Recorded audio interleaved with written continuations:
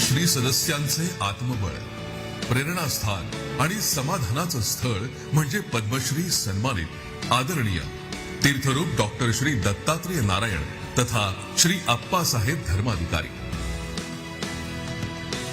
महाराष्ट्र भूषण आदरणीय डॉक्टर श्री नारायण विष्णू धर्माधिकारी आणि सौ शारदा माता या उभयतांच्या पोटी 14 मे 1946 रोजी रेवदंडा इथे अप्पासाहेबांचा जन्म झाला. वडील श्री नानासाहेब आणि आजोबा श्री विष्णू अनंत धर्माधिकारी यांच्याकडून प्राप्त झालेला सामाजिक प्रबोधनाचा आणि सेवेचा वारसा अप्पासाहेबांनी वैश्विक स्तरावर नेला. सर्वप्रथम मी नानांच्या चरणी अर्पण करतो. त्यासाठी डॉक्टर श्री नानासाहेब धर्माधिकारी प्रतिष्ठानची त्यांनी स्थापना केली. प्रतिष्ठानच्या सेवा कार्याचं स्वरूप इतकं व्यापक आहे की त्याचं दस्तावेजीकरण शब्दात करणं खरोखरच कठीण आहे. अप्पासाहेबांच्या मार्गदर्शनाखाली प्रतिष्ठाननं स्वच्छता अभियानामार्फत जवळपास हजारो किलोमीटरचे रस्ते आणि कोट्यवधी स्क्वेअर मीटरचा परिसर स्वच्छ केला आहे. प्रतिष्ठाननं विदेशातही रस्ते आणि परिसर स्वच्छता आणि देखभालीसाठी दत्तक घेतले आहेत. विहिरी आणि बोरवेल यांना ऊर्जित अवस्था प्राप्त करून दिली. पाणपोया विकसित केल्या. तळी, विहिरी, मंदिरांचे तलाव येथील गाळ उपसा केला. धरण बांधलं.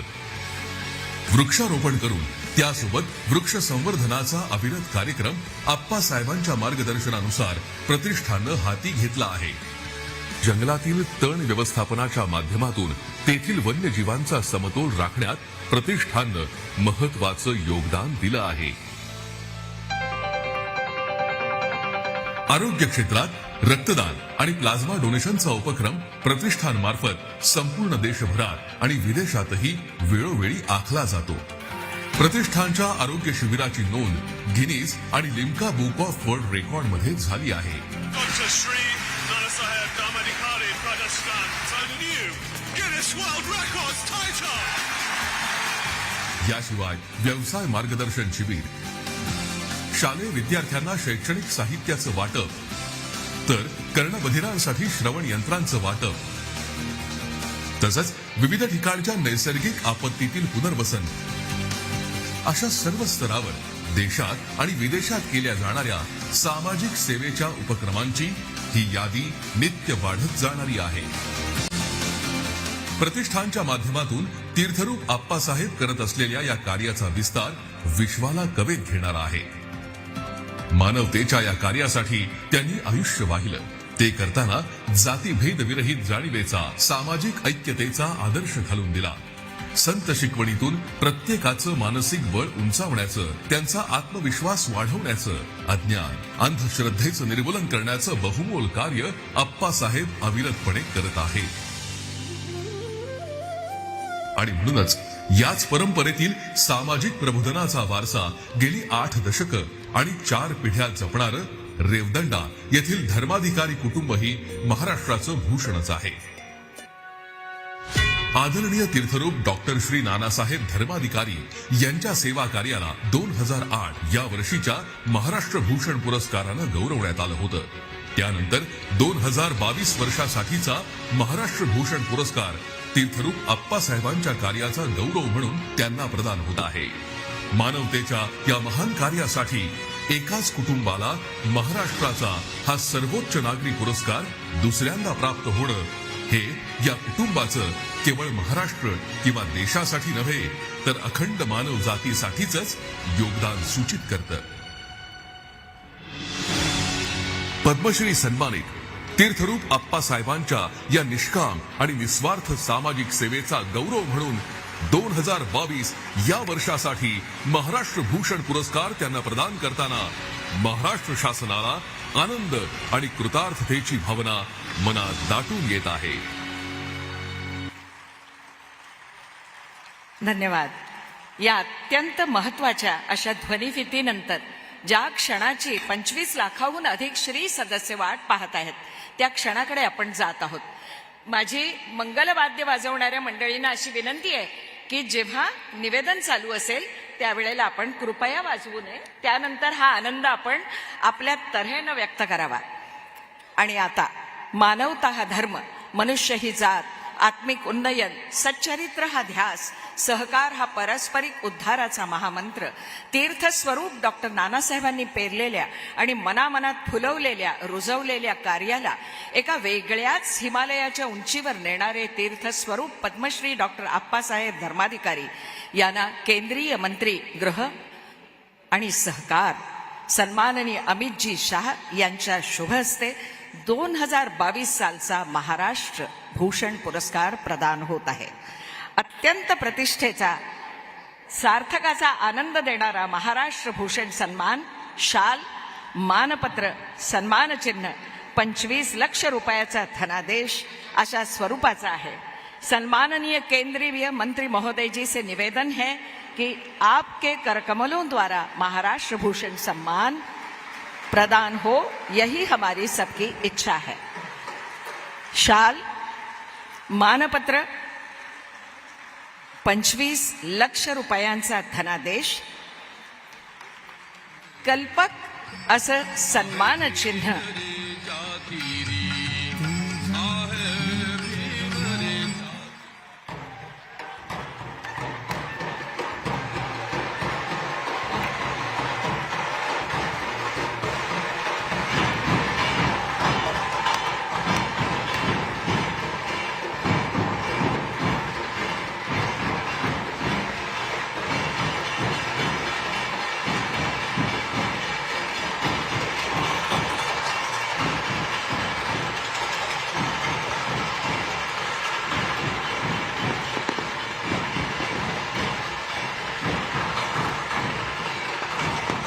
आणि आता हा 10 फुटांचा गुलाबाचा हार सर्व श्री सदस्यांच्या वतीनं, सर्व भक्तगणांच्या वतीनं तीर्थस्वरूप डॉक्टर आप्पासाहेब धर्माधिकारी यांना मान्यवरांच्या उपस्थितीत प्रदान केला जात आहे.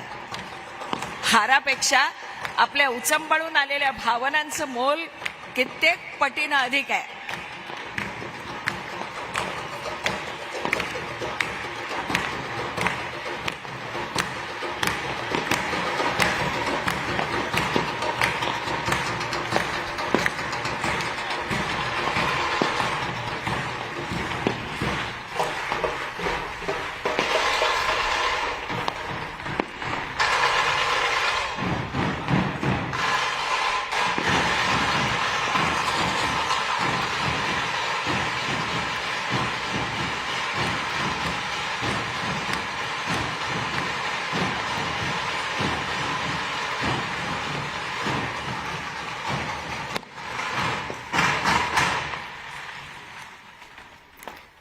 तीर्थस्वरूप डॉक्टर नानासाहेब धर्माधिकारी प्रतिष्ठान आणि त्यांनी केलेलं सामाजिक कार्य, या सामाजिक कार्यामध्ये आध्यात्मिकतेपासून सामाजिक कार्यापर्यंतचा वाटा डॉक्टर सचिन दादा धर्माधिकारी कसा उचलतात हे आपल्याला सगळ्यांना माहिती आहे. आपण त्यांना प्रेमानं दादा स्वारी म्हणता, तेव्हा टाळ्यांच्या प्रचंड गजरामध्ये सर्वात पहिल्यांदा आपलं मनोगत व्यक्त करण्यासाठी मी तुमच्या सर्वांच्या लाडक्या सचिन दादांना, दादा स्वारींना आमंत्रित करते.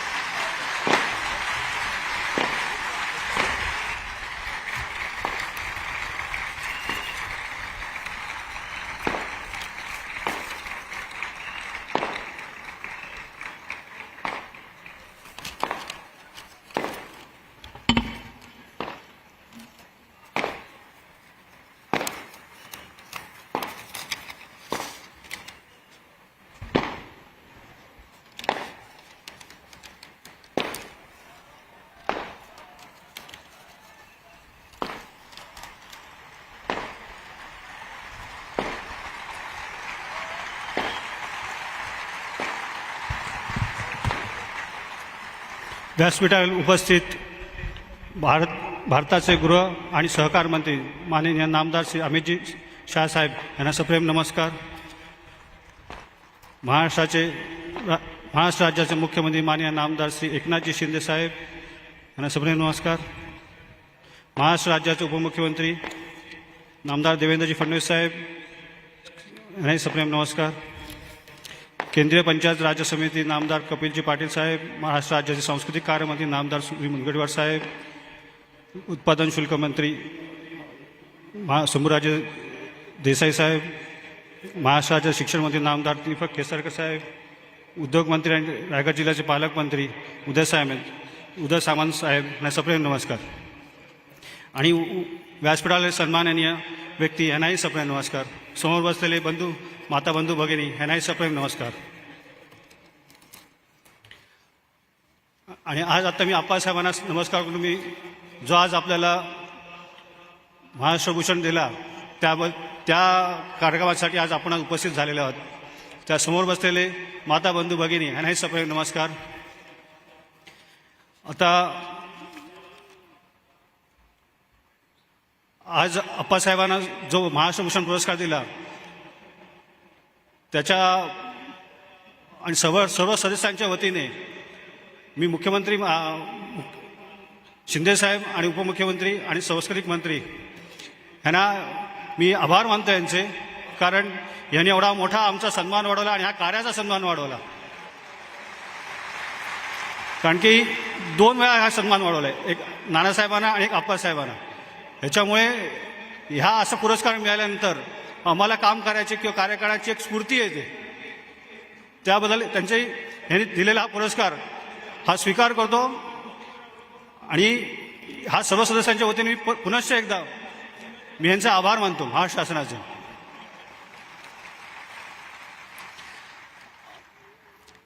आता आपल्याला बैठकीच्या माध्यमातून आपण जे आज संस्कार घेतो, काय घेतो आपण? मन, मानव आणि मानवता. मनाची अवस्था कशी असते, मन कसं वागतं, मनाचे विचार कसे येतात आणि ते मनाला कसे घातक ठरतात आणि कसे विचार होतात. आणि मानव आणि मानवता. मानव कसा असतो, मानवाने काय विचारायला पाहिजे, मनाचे विचार जर बदलले तर मानव राहील का तो? मग ते विचार बदलण्यासाठी बैठकीच्या माध्यमातून आपल्याला शिकवण दिली जाते की मनाचे विचार कसे कसे येतात. एक संकल्प करतं, विकल्प करतं. जर चांगला विचार संकल्प केला तर मनाला विचार चांगले मिळाले तर मानव आणि मानवतेचे विचार सुरुवात होतात. पण जर मनाकडे कुविद्येचे विचार आले, वाईट विचार यायला लागले तर मनाकडे काय अवस्था होईल? मानवाचं विचारच येत नाही, तर मनाकडे संकल्प नाही, विकल्प उभे राहतात. मग ते वाईट सगळ्या प्रकारचे विकल्प उभे राहिले तर समाजाला कसं वाईट विचाराकडे जायला होऊन लागतं. पण जर संकल्प झाला मनाकडे आले तर मानव आणि मानवतेचे विचार यायला लागतात. मग मानव आहे त्या मानवाला काय काय पाहिजे, तर त्यांनी चांगला संकल्प करता आला पाहिजे. आपल्याला जर संकल्प करता आला, सत्याचा संकल्प करता आला आपल्याला, तर किती चांगले विचार येऊ शकतात आणि मानव म्हणून कसं राहू शकतो. आणि मग आपल्या आचरणात मानवतेचे विचार यायला लागतात. दया, शांती, प्रेम हे सगळे विचार यायला लागतात. जर ते मनाकडे आले विकल्पाचे विचार यायला लागले तर मानव न राहता ते हिंस्र प्राण्यासारखा वागायला लागतो. आणि जर ते झाले तर संकल्पना होतं, विकल्प झाल्यावर काय होईल तर मनुष्य हिंसाचारी होतो. मग हे किती घातक आहे समाजासाठी. म्हणून आपल्या संत वाङ्मयाच्या शिकवणीतून आपल्या इथं बैठेले काय दिले जातात? मन, मानव आणि मानवता ह्या विचार दिले जातात आपल्याला. म्हणजे मनुष्य म्हणून कसं राहायला पाहिजे. म्हणून आप्पासाहेब म्हणतात आपल्याला मानवतेचे धर्माचे शिकवण आहे आपण, हीच आपल्या बैठकीच्या माध्यमातून दिली जाते. मनुष्य ही जात, मानवता हा धर्म. म्हणून हा जो विचार आहे ह्या विचारासाठीच आपल्याला दिलेला आहे. मन, मानव आणि मानवता हे जे विचार दिले गेले आणि हे जे सूत्र आपण बाळगलं तर आपल्याला बैठकीत मिळतं काय, तर हेच विचार मिळायला लागतात आपल्याला.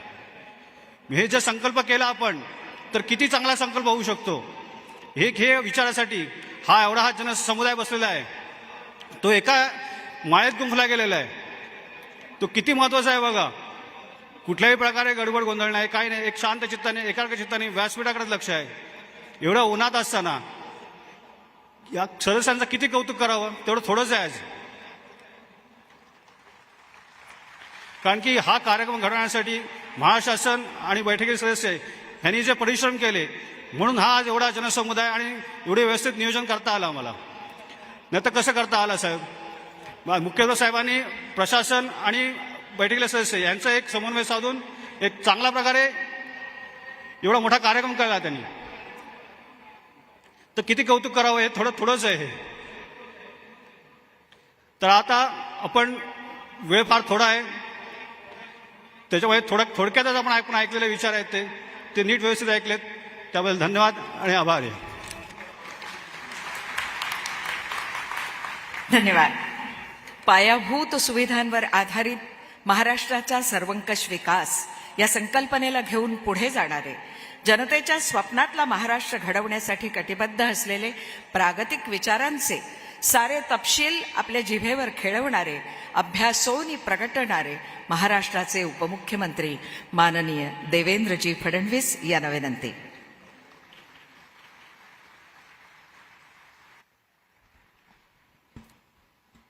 हिंदवी स्वराज्याचे सरसंस्थापक छत्रपती शिवरायांना मानाचा मुजरा करतो. आज मंचावर उपस्थित ज्यांच्या हस्ते हा पुरस्कार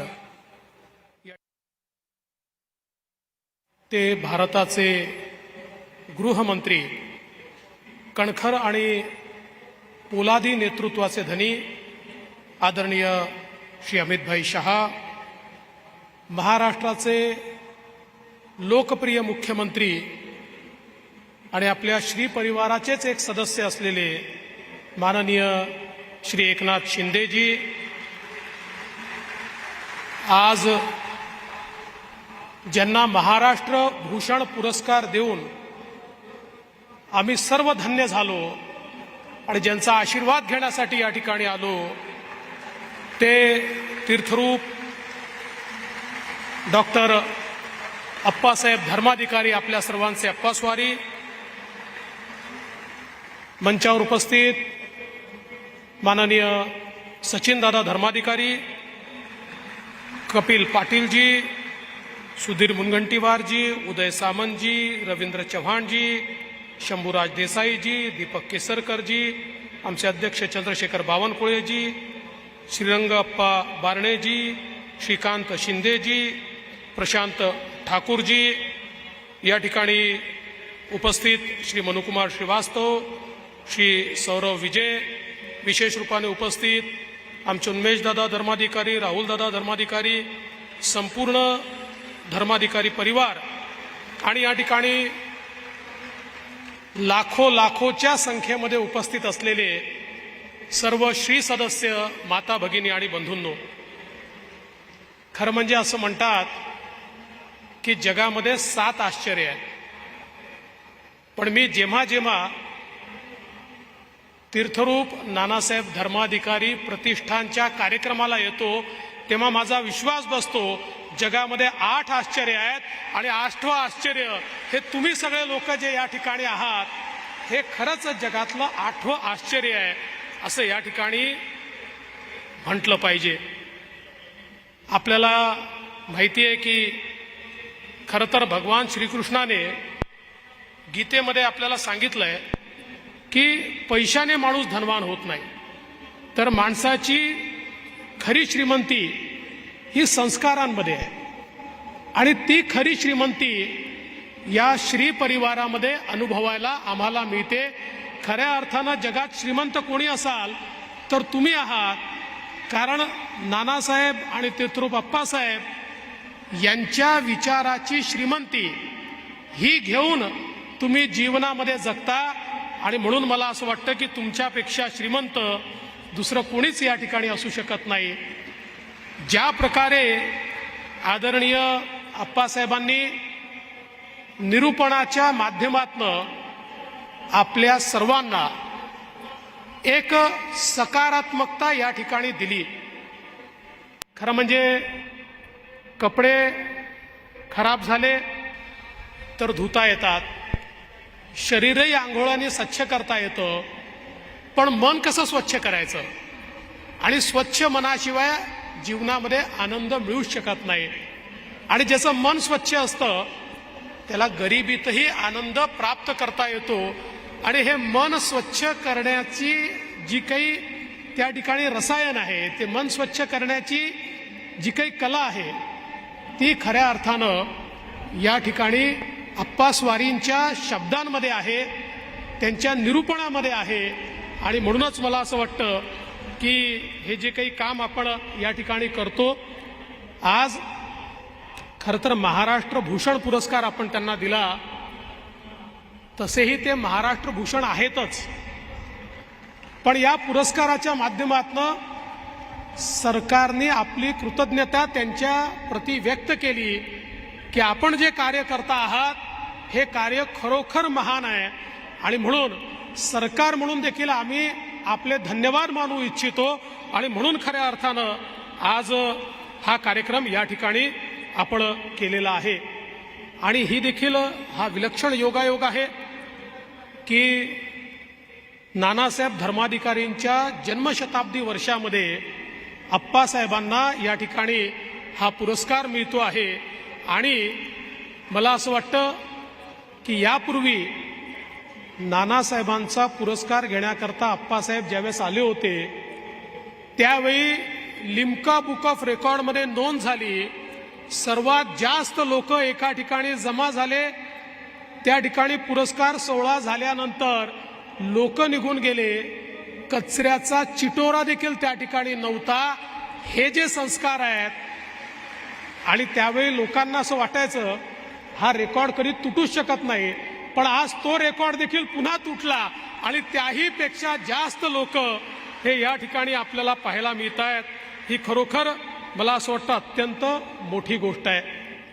मी सहज इतिहासाचं अवलोकन करत होतो त्यावेळी एक गोष्ट अप्पास्वारी माझ्या त्या ठिकाणी वाचण्यामध्ये आली की मुळात आपल्या घराण्याचा इतिहास हा 450 वर्षाचा इतिहास आहे आणि आपल्या 8 पिढ्यापूर्वी गोविंद चिंतामण शांडिल्य हे महाराजांच्या काळामध्ये धर्मजागृतीचं काम त्या ठिकाणी करत होते आणि त्यांच्या धर्मजागृतीच्या कामाचं जे काही स्वरूप होतं ते बघितल्यानंतर महाराजांच्या आरमाराचे प्रमुख कान्होजी आंग्रे यांनी सांगितलं की आपण केवळ शांडिल्य नाही आहात, आपण खऱ्या अर्थानं धर्माधिकारी आहात. आणि तेव्हापासनं महाराजांच्या प्रेरणेनं हे धर्माधिकारी नामाविरुद्ध या ठिकाणी लागलं आणि तिथपासनं पिढ्यानं पिढ्या आज हे कार्य या ठिकाणी धर्मजागरणाचं आपल्या माध्यमातून होत आहे. ही खरोखर अत्यंत मोठी गोष्ट आहे. खरं तर खूप गोष्टी या ठिकाणी सांगता येतील पण आपण सगळे उन्हात बसलात आणि त्याहीपेक्षा आपल्याला अमितभाई आणि अप्पास्वारींना ऐकायचं आहे, मुख्यमंत्र्यांना ऐकायचं आहे. पण एका गोष्टीचा उल्लेख केला पाहिजे की महाराष्ट्र भूषण हा पुरस्कार किंवा सन्मान ज्यावेळी आपण अप्पास्वारींना या ठिकाणी देतो त्यावेळी त्यांचं कार्य देखील अत्यंत अफाट आहे. आज बघा अंधश्रद्धा निर्मूलनाचं कार्य असेल, व्यसनमुक्तीचं कार्य असेल, यामुळे लाखो परिवार हे आज लाभान्वित झालेले आपल्याला पाहायला मिळतात. वृक्षारोपणाचं इतकं व्यापक कार्य स्वारींच्या उपस्थितीत या ठिकाणी पार पडलं. जवळजवळ लाखो साधक या ठिकाणी आणि 25 लाखापेक्षा जास्त वृक्ष हे आज या ठिकाणी श्री परिवाराने लावलेले आहेत आणि यासोबत 5 जंगलांचं व्यवस्थापन आज हा परिवार या ठिकाणी करताना दिसतोय. जलव्यवस्थापनातलं जे कार्य आहे जवळजवळ या ठिकाणी 16,000 साधक सातत्याने जलव्यवस्थापनाचं कार्य करतायत आणि लाखो साधक त्याला साथ देत आहेत. 642 टन गाळ या आपल्या परिवाराने या ठिकाणी काढून आमच्या विहिरी असतील, नद्या असतील, ओढे असतील, नाले असतील यांना स्वच्छ करण्याचं काम केलं आहे. तर 13 जिल्ह्यांमध्ये जल पुनर्भरणाचं काम हे आपल्या परिवाराच्या माध्यमातून या ठिकाणी झालेलं आपल्याला पाहायला मिळालं आहे. रक्तदान शिबिरं तर केवळ भारतात नाही, Bharat, America, Australia, Singapore, Qatar अशा वेगवेगळ्या देशांमध्ये त्या ठिकाणी या ठिकाणी प्रतिष्ठानच्या माध्यमातून घेण्यात आले आहेत. आरोग्य जनजागृतीची जी शिबिरं आहेत यामध्ये जवळजवळ 1,500-2 हजार डॉक्टर्स आणि 1.5 लाख लोक एकेका ठिकाणी अशा प्रकारे एक गिनीज रेकॉर्ड व्हावा अशा प्रकारचं आरोग्याचं काम हे देखील आपल्या प्रतिष्ठानच्या माध्यमातून झालं आहे.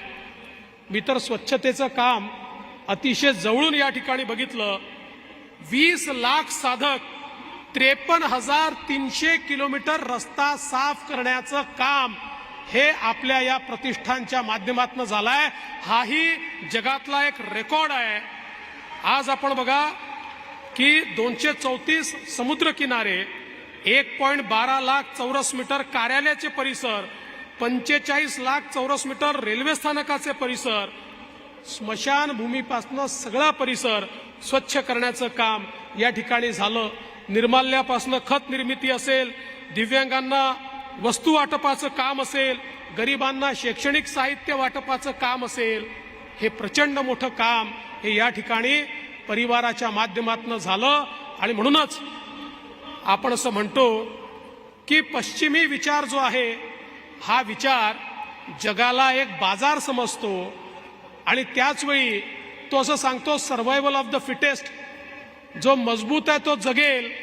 पण भारतीय विचार हा जगाला बाजार समजत नाही, आम्ही जगाला परिवार समजतो आणि जगामध्ये जो जन्माला आलाय तो जगेल आणि समाज त्याला जगवेल, अशा प्रकारच्या विचाराने भारतीय संस्कृती प्रेरित आहे.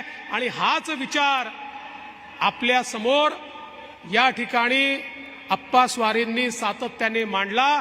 आणि म्हणून कोट्यावधी लोक प्रेरणा घेऊन आज समाज सुधारणेचं काम करतायत. दासबोधाचं निरूपण करत असताना प्रत्येकाच्या मनामध्ये संस्काराचं जे रोपण तीर्थरूप अप्पा स्वारींनी केलंय, त्यामुळेच आज आमचा समाज हा या ठिकाणी अतिशय चांगल्या प्रकारचं कार्य करताना आपल्याला दिसतोय. मी पुन्हा एकदा आपल्या सगळ्यांच्या वतीनं या ठिकाणी माननीय आपल्या सर्वांचे तीर्थरूप अप्पा स्वारी यांचे मनापासून अभिनंदन करेन, त्यांच्या कार्याला शुभेच्छा देईल. आणि अमित भाई, आप इस कार्यक्रम में आए इसलिए मैं आपको बहुत बहुत धन्यवाद देता हूं. हम सब लोगों की इच्छा थी, आपने आना चाहिए. और आप देख सकते हैं जहां तक नजर जाती है वहां तक तो लोग है ही, उसके पीछे एक रास्ता है, उस रास्ते के पीछे एक और ग्राउंड है, वहां पर भी इतने ही लोग बैठे हैं. और इसलिए इस महासागर को प्रणाम करते हुए मैं अपने शब्दों को विराम देता हूं. जय हिंद, जय महाराष्ट्र, जय भारत. धन्यवाद. सामान्यांचा लढा लढत, सामान्यांचं नेतृत्व करत, सामान्यांबद्दलचा कळवळा मनी जपत, सतत कष्ट करत, अनुभव हेच सामर्थ्य मानत माननीय एकनाथजी शिंदे यांनी मुख्यमंत्री पदापर्यंतची वाटचाल केली. आणि मुख्य म्हणजे तेही तीर्थस्वरूप डॉक्टर अप्पासाहेबांना गुरुस्थानी मानतात.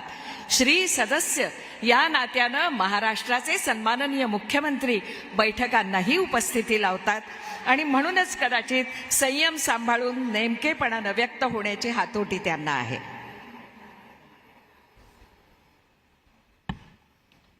जय सद्गुरु.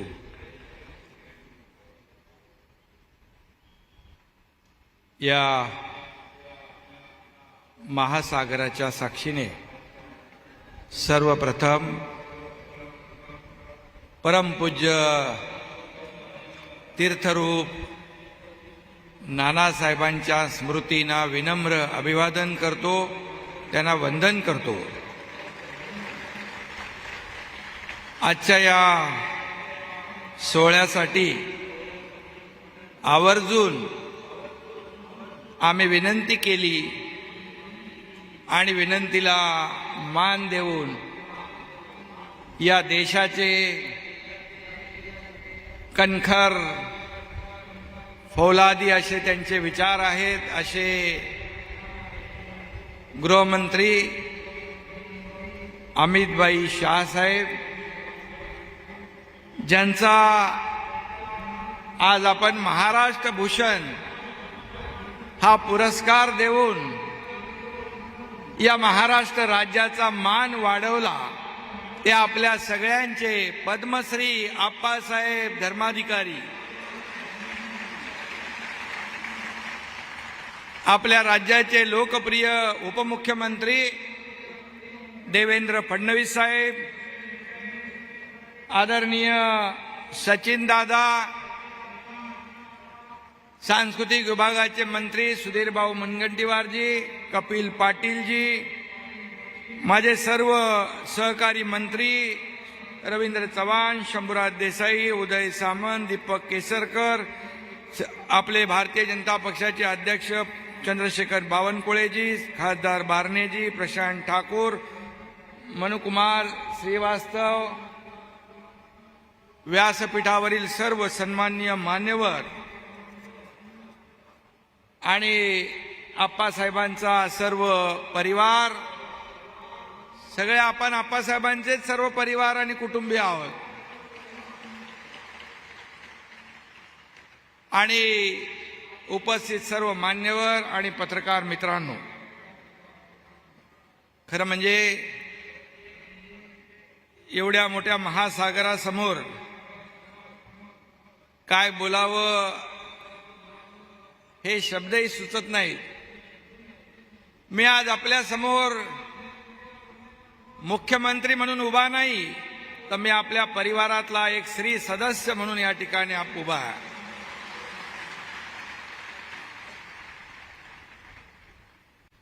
खरं म्हणजे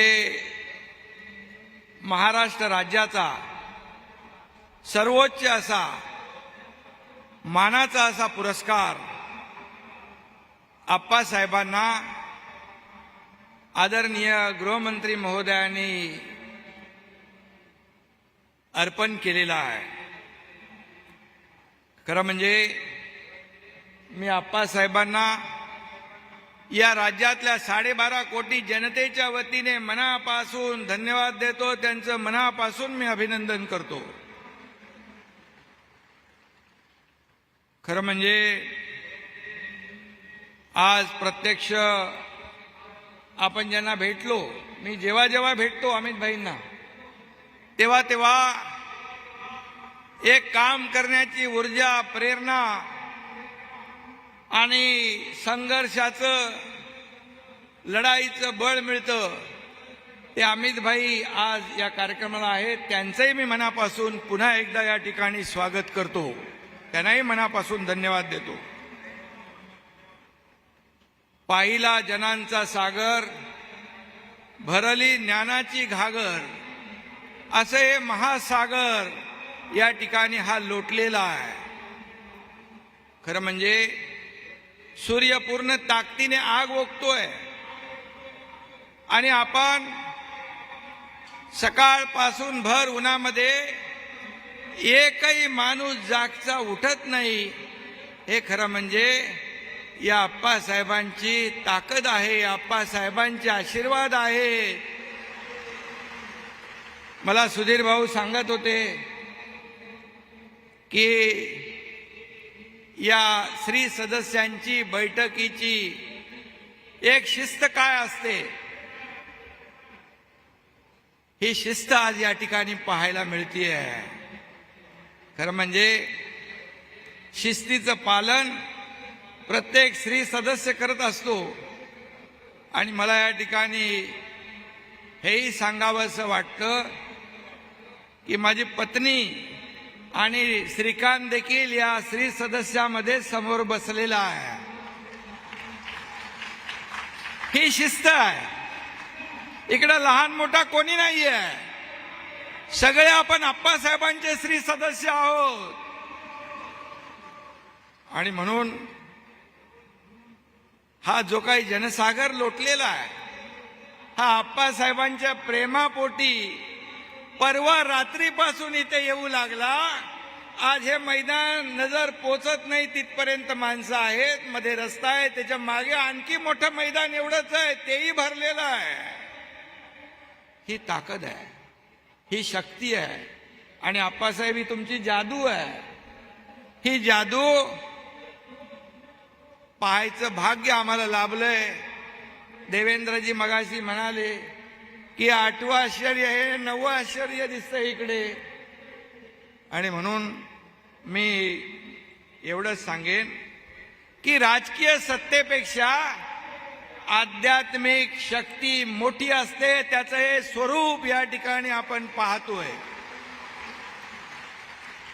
आणि राजकीय अधिष्ठानाला आध्यात्मिक अधिष्ठानाची जोड आणि आशीर्वाद आणि प्रेरणा या ठिकाणी लागते.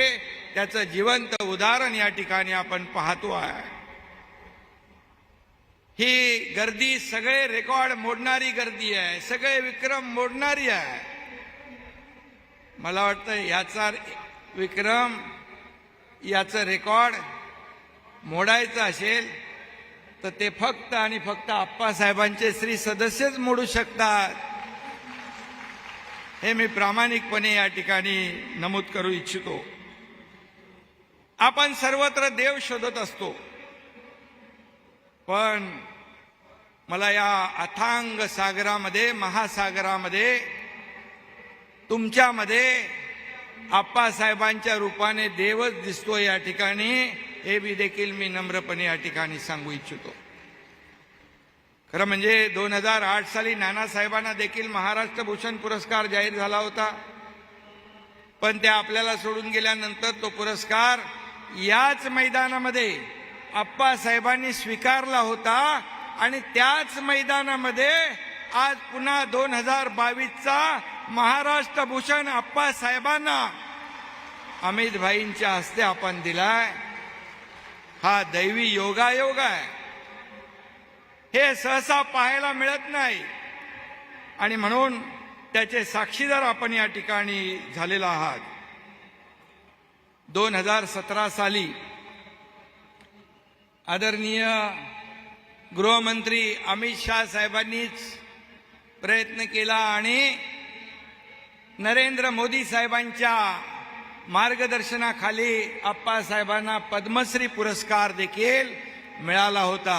त्यांच्या कामाची दखल केंद्र सरकारने घेतली आणि म्हणून मी गृहमंत्री अमित शाह साहेबांना आणि या देशाचे यशस्वी लोकप्रिय प्रधानमंत्री मोदी साहेबांना देखील मनापासून धन्यवाद देतो, त्यांचंही मनापासून अभिनंदन करतो.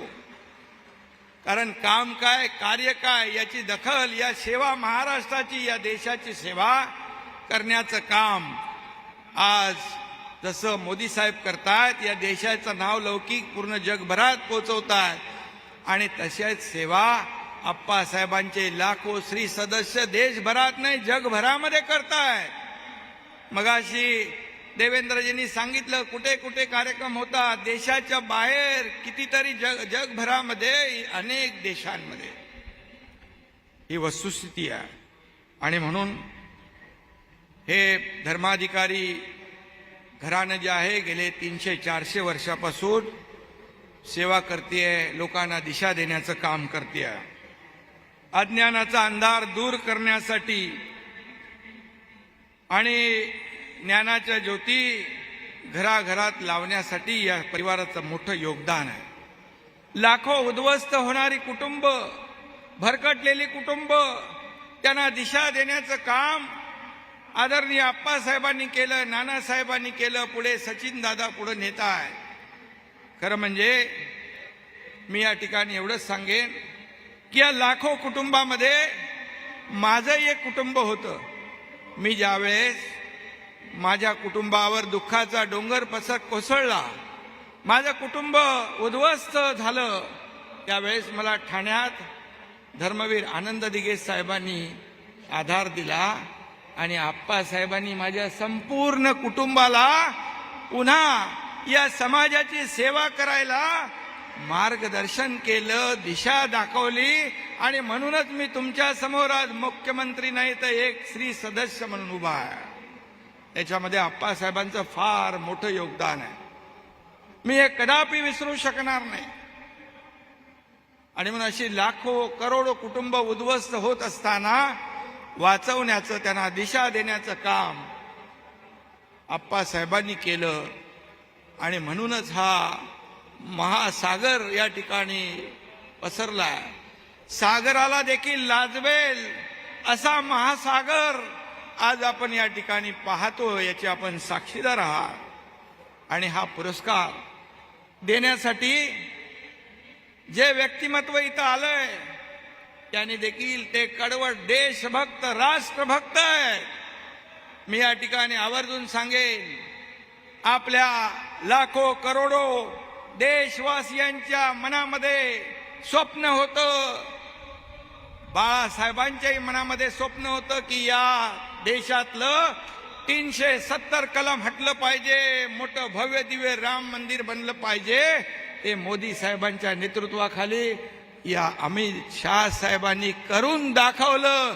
आणि अशाच व्यक्तिमत्वाच्या हातून आप्पासाहेबांचा हा पुरस्कार होतोय. याच्यापेक्षा दुसरा आनंद काय असू शकतो. आणि म्हणून जे देशप्रेमी देशभक्त या देशाची, या हिंदुस्थानची 1 इंच भूमी पण शत्रूला देणार नाही, वेळ पडली तर माझ्या प्राणांचे बलिदान देईन असं सांगणारं व्यक्तिमत्व आज या पुरस्कार सोहळ्याला उपस्थित आहे. त्यामुळे मी त्यांचं मनापासून पुन्हा एकदा अभिनंदन करतो, मनापासून त्यांना धन्यवाद देतो. आणि म्हणून खरं म्हणजे त्यांचं अध्यात्म, रामायण, महाभारत, शिवचरित्र याचा दांडगा अभ्यास आहे. प्रखर राष्ट्रभक्ती के संस्कार, खरं म्हणजे त्याच्यासाठी अमित भाईंची ओळख आहे. आणि म्हणून आज हा सत्कार देखील आप्पासाहेबांचा होतोय आणि तो गृहमंत्री महोदयांच्या हस्ते होतोय. याच्यात हा दुर्ग शर्करा योग आहे असं म्हटलं तर वावगं ठरणार नाही. अंधश्रद्धा, व्यसनमुक्ती, हुंडा, अनिष्ट प्रथा दूर करण्याचं काम आप्पासाहेबांनी, नानासाहेबांनी केलं. आणि खऱ्या अर्थाने काम, क्रोध, मोह, माया, मत्सर याच्यापासून आपण दूर कसं जाऊ याची शिकवण आप्पासाहेबांनी दिली. आणि खऱ्या अर्थाने आज आम्ही देखील सरकार म्हणून आप्पासाहेबांचे विचार डोळ्यासमोर ठेवून आचरण करून या सर्वसामान्य लोकांची सेवा करण्याचा प्रयत्न करतोय. एवढंच मी या प्रसंगी नम्रपणे सांगू इच्छितो. खरं म्हणजे ठिपक्या ठिपक्यांनी रांगोळी तयार होते, तशी माणसं जोडून माणुसकीचा महासागर निर्माण करणारे आप्पासाहेबांचं काम या महासागराच्या माध्यमातून आपल्या समोर आलेलं आहे. खरं म्हणजे हे साधं सोपं नसतं.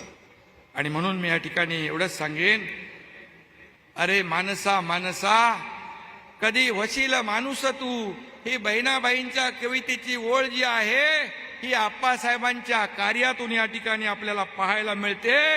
माणूस घडवण्याचं विद्यापीठ म्हणजे मुक्काम पोस्ट रेवदंडा.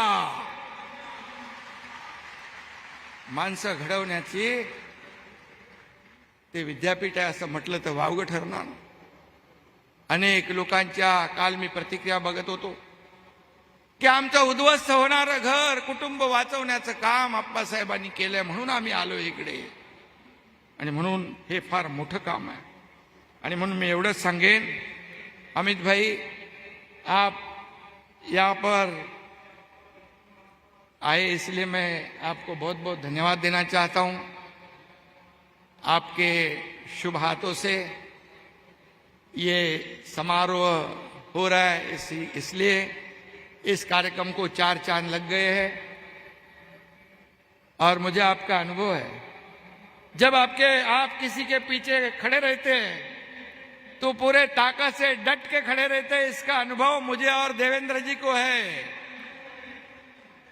आणि म्हणून मी आता जास्त काय बोलणार नाही.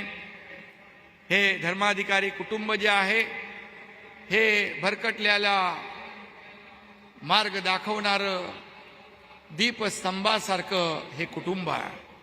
आणि म्हणून हा पुरस्कार जो आहे सुधीर भाऊ, या पुरस्कार आप्पासाहेबांना दिल्यामुळे या पुरस्काराची उंची वाढलेली आहे, महाराष्ट्राचा मान सन्मान वाढलेला आहे.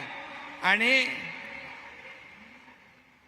मी मुख्यमंत्री असताना हा पुरस्कार आप्पासाहेबांना दिला जातोय, याच्यापेक्षा माझ्या आयुष्यामध्ये दुसरा कुठलाही आनंदाचा क्षण असू शकत नाही.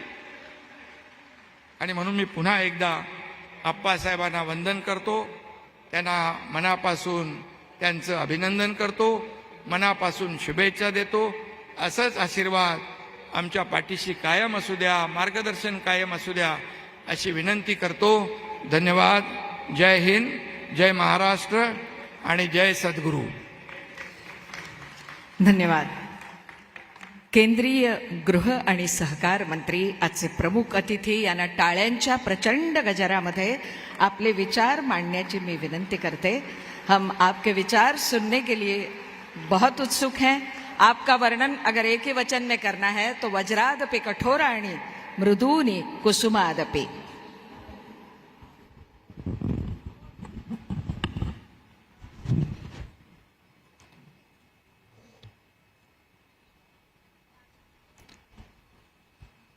आज दिल्ली से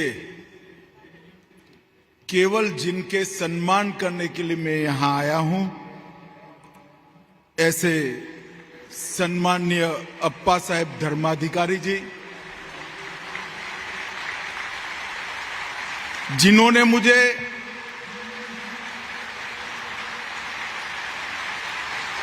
अप्पा साहब का सम्मान करने का मौका दिया. ऐसे महाराष्ट्र शासन की धुरा संभालने वाले दोनों नेता श्रीमान एकनाथ शिंदे जी और मेरे मित्र और उप मुख्यमंत्री श्री देवेंद्र फडणवीस जी, यहां पर उपस्थित नाना साहब, अप्पा साहब और अब उनकी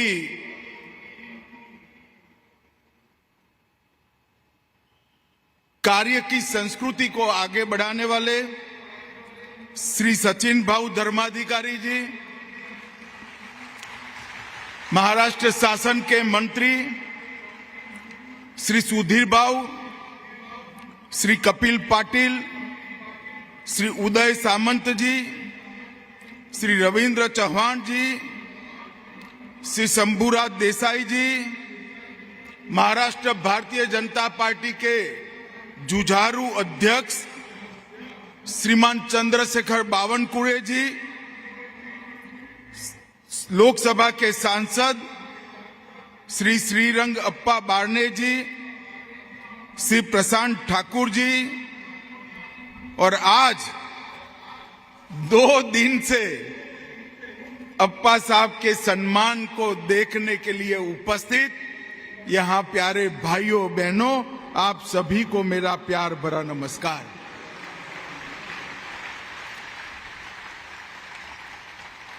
मैं आज इस सार्वजनिक मंच से कहना चाहता हूं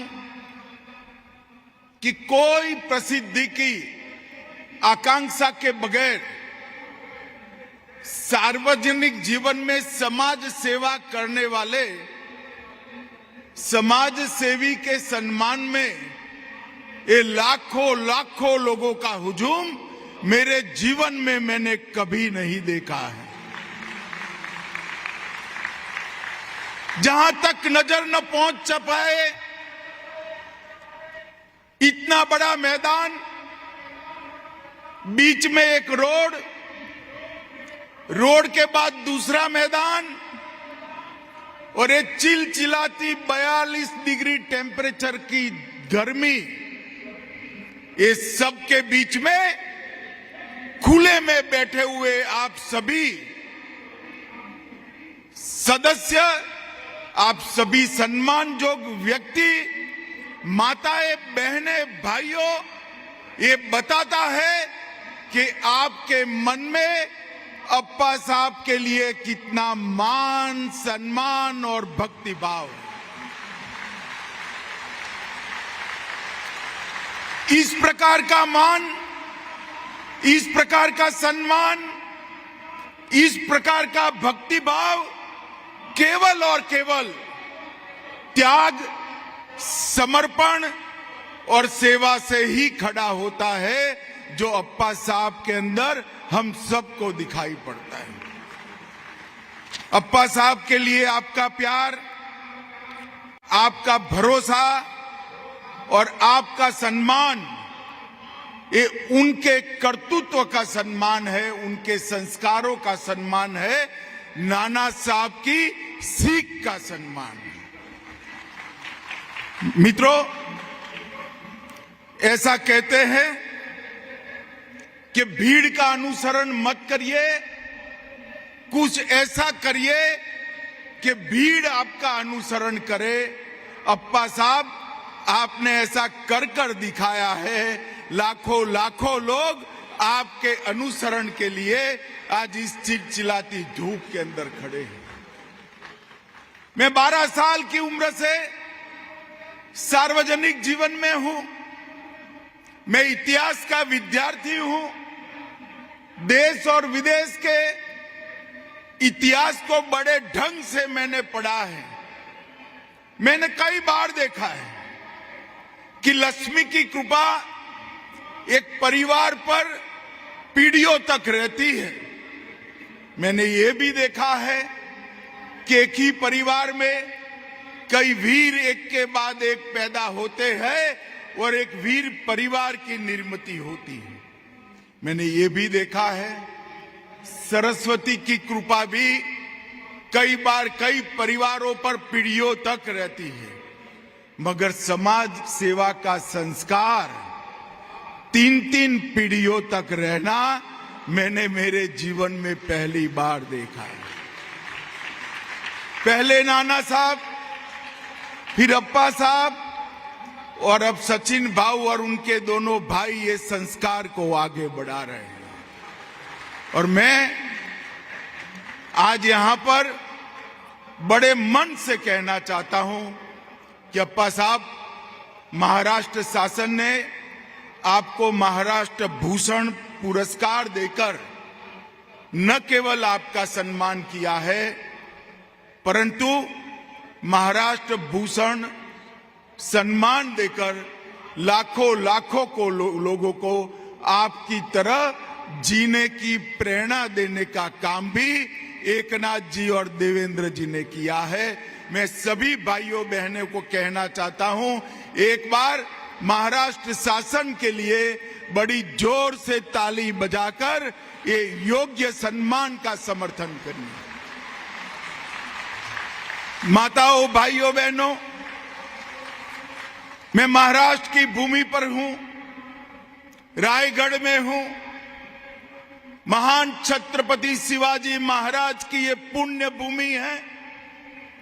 इस भूमि ने देश के अंदर 3 धाराओं को अविरत बहते रखा है। सबसे पहले राष्ट्र के लिए मर मिटने की एक वीरता की धारा, जिसको वीर शिवाजी महाराज ने शुरू किया। वीर सावरकर, वासुदेव बलवंत फड़के, चाफेकर बंधु और लोकमान्य तिलक जैसे लोगों ने देश भर में महाराष्ट्र की भूमि पर से उठकर स्वराज और सम्मान के लिए अपना जीवन न्यौछावर किया। दूसरी धारा हुई भक्ति की धारा हुई। समर्थ रामदास से शुरू कर तुकाराम महाराज से लेकर नामदेव जी तक भक्ति के क्षेत्र के अंदर महाराष्ट्र ने हमेशा इस देश की राह का नेतृत्व करने का काम किया है। और तीसरा भी बहुत कम राज्यों में देखने को मिलता है, मगर तीसरी धारा भी यहीं से शुरू हुई, सामाजिक चेतना की धारा। महात्मा फूले हो, सावित्रीबाई फूले हो, डॉक्टर अंबेडकर जी हो, या कई सारे सामाजिक आंदोलन की जनक ये महाराष्ट्र की महान भूमि रही है। और अप्पा साहब, नाना साहब और आपने इस सामाजिक चेतना को जगाने का और आगे बढ़ाने का बहुत बड़ा भगीरथ काम किया है।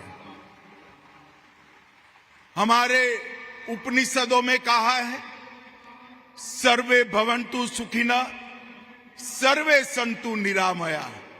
ये भावना को चरितार्थ करनी है तो बहुत कठिन है।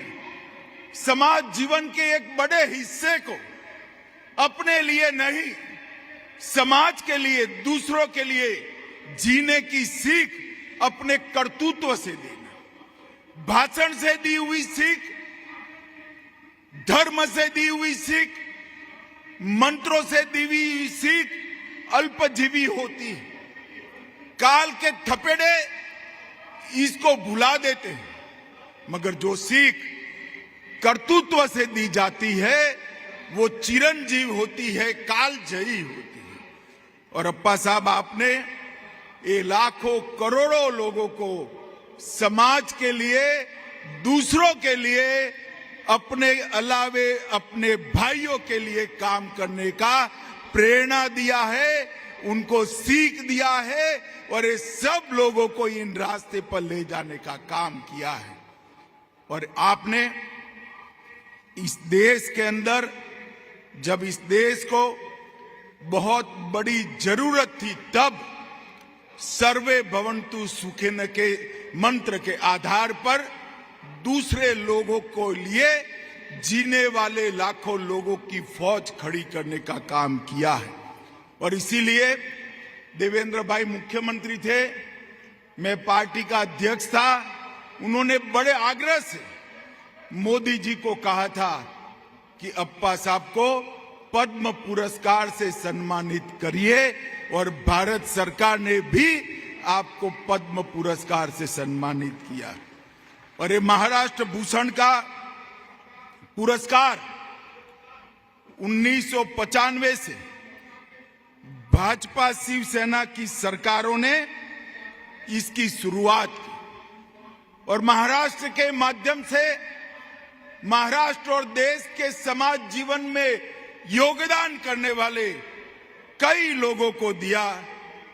पुरुषोत्तम लक्ष्मण देशपांडे से शुरू होकर स्वर कोकिला लता दीदी, आशा भोंसले, साइंटिस्ट विजय भाटकर, रघुनाथ माशेलकर, जयंत नार्लीकर, अनिल कोकाडकर, शिव साहिर बाबा साहेब पुरंदरे, सुविख्यात कलाकार सुलोचना जी, और आज इस लिस्ट में नाना साहब के बाद पहली बार किसी व्यक्ति को एक ही घर में दूसरी बार महाराष्ट्र भूषण का पुरस्कार अप्पा साहब आपको मिला है। मैं हृदय से आपको बहुत बहुत बधाई और शुभकामनाएं देने के लिए आज यहां पर आया हूं। खुद को लेटेस्ट मार्च ऑन के नारे के साथ अपने कर्तृत्व से आपने समाज का दिशा दर्शन किया है। बच्चों में सुधार, मुफ्त शिक्षण सामग्री का वितरण, वृक्षारोपण, स्वच्छता, रक्तदान, उत्सव के दौरान निर्माल्य को जमा करने की अनूठी प्रक्रिया, जल संचयन, कुओं की सफाई, महिला सशक्तिकरण, आदिवासियों का कल्याण, नशा मुक्त समाज, अंधविश्वास और अज्ञानता का उन्मूलन, ढेर सारे क्षेत्रों में आपने कई मिसालें कायम की हैं। मैं आज इसी मंच से परम कृपालु परमात्मा से आपके दीर्घायुष और आपका ये काम दिन दूनी रात चौगुनी आगे बढ़ता रहे। लाखों आपके अनुयायी आपके आदेश के अनुसार समाज के अंदर काम सालों तक करते रहे, यही प्रार्थना करता हूं। और मैं एक बार फिर से एकनाथ जी शिंदे और देवेंद्र फडणवीस जी को बहुत बहुत अभिनंदन करना चाहूंगा कि एक योग्य व्यक्तिमत्व को उन्होंने महाराष्ट्र भूषण से सम्मानित कर महाराष्ट्र भूषण का सम्मान बढ़ाया है। इसलिए मैं आप दोनों का भी बहुत बहुत धन्यवाद करता हूं और फिर से एक बार अप्पा साहब को खूब खूब बधाइयां, शुभकामनाएं और आपको प्रभु लंबा और निरोगी आयुष दे, ऐसी प्रभु की श्री चरणों में प्रार्थना के साथ मेरी वाणी को विराम देता हूं। वंदे मातरम। भारत माता की जय।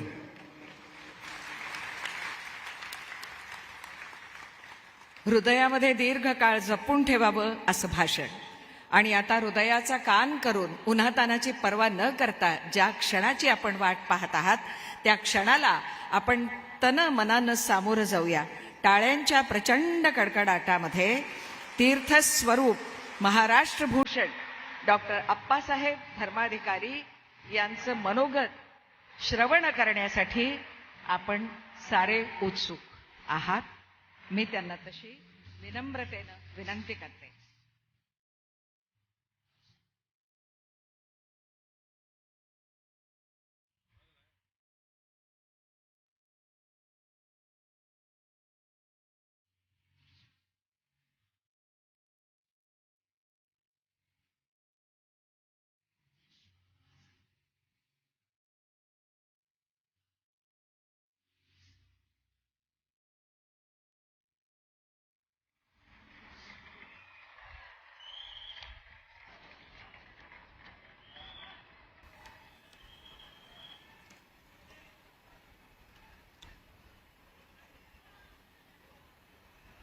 आजच्या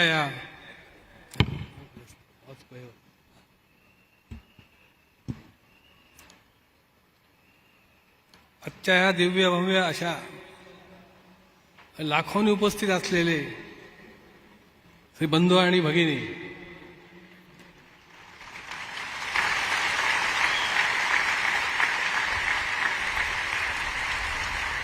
महाराष्ट्र भूषण पुरस्कार वितरण सोहळ्यासाठी उपस्थित भारताचे भारताचे गृह आणि सहकार मंत्री माननीय नामदार श्री अमितजी शाह साहेब यांना माझा पहिला सप्रेम नमस्कार. कारण का की आज भारत राज्याचा सगळा कारभार सांभाळाचा गृह खातं म्हणून आणि सहकार क्षेत्र एवढं काम असून सुद्धा ते आपल्या सर्वांसाठी आज इथे हजर राहून उपस्थिती दिली. हे केवढं महत्वाचं माझ्या आयुष्यामधलं भाग्याचा क्षण आहे.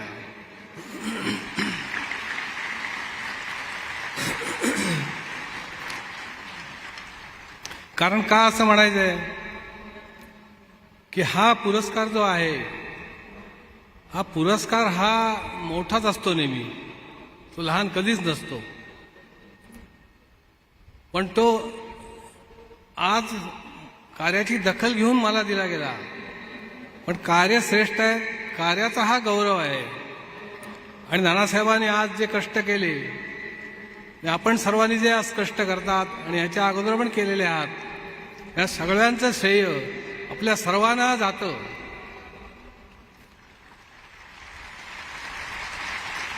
कारण असं का म्हणायचंय की महाराष्ट्र भूषण हा पुरस्कार देणं आणि परत एका घरामध्ये दुसरा देणं अशी कुठेही घटना झाली नसेल. महाराष्ट्रातही झालेली नाही, कुठेही महाराष्ट्रात झालेलं नाही आहे. तेव्हा हे एक मोठं महान कौतुक आहे महाराष्ट्र शासनाचं. त्यातले त्यात माननीय मुख्यमंत्रीजी, उपमुख्यमंत्री देवेंद्रजी, शिवाय त्यांचे सगळे सहकारी, सांस्कृतिक खाते आणि आपण सर्व उपस्थित आहात, या सर्वांना माझा पहिला सप्रेम नमस्कार.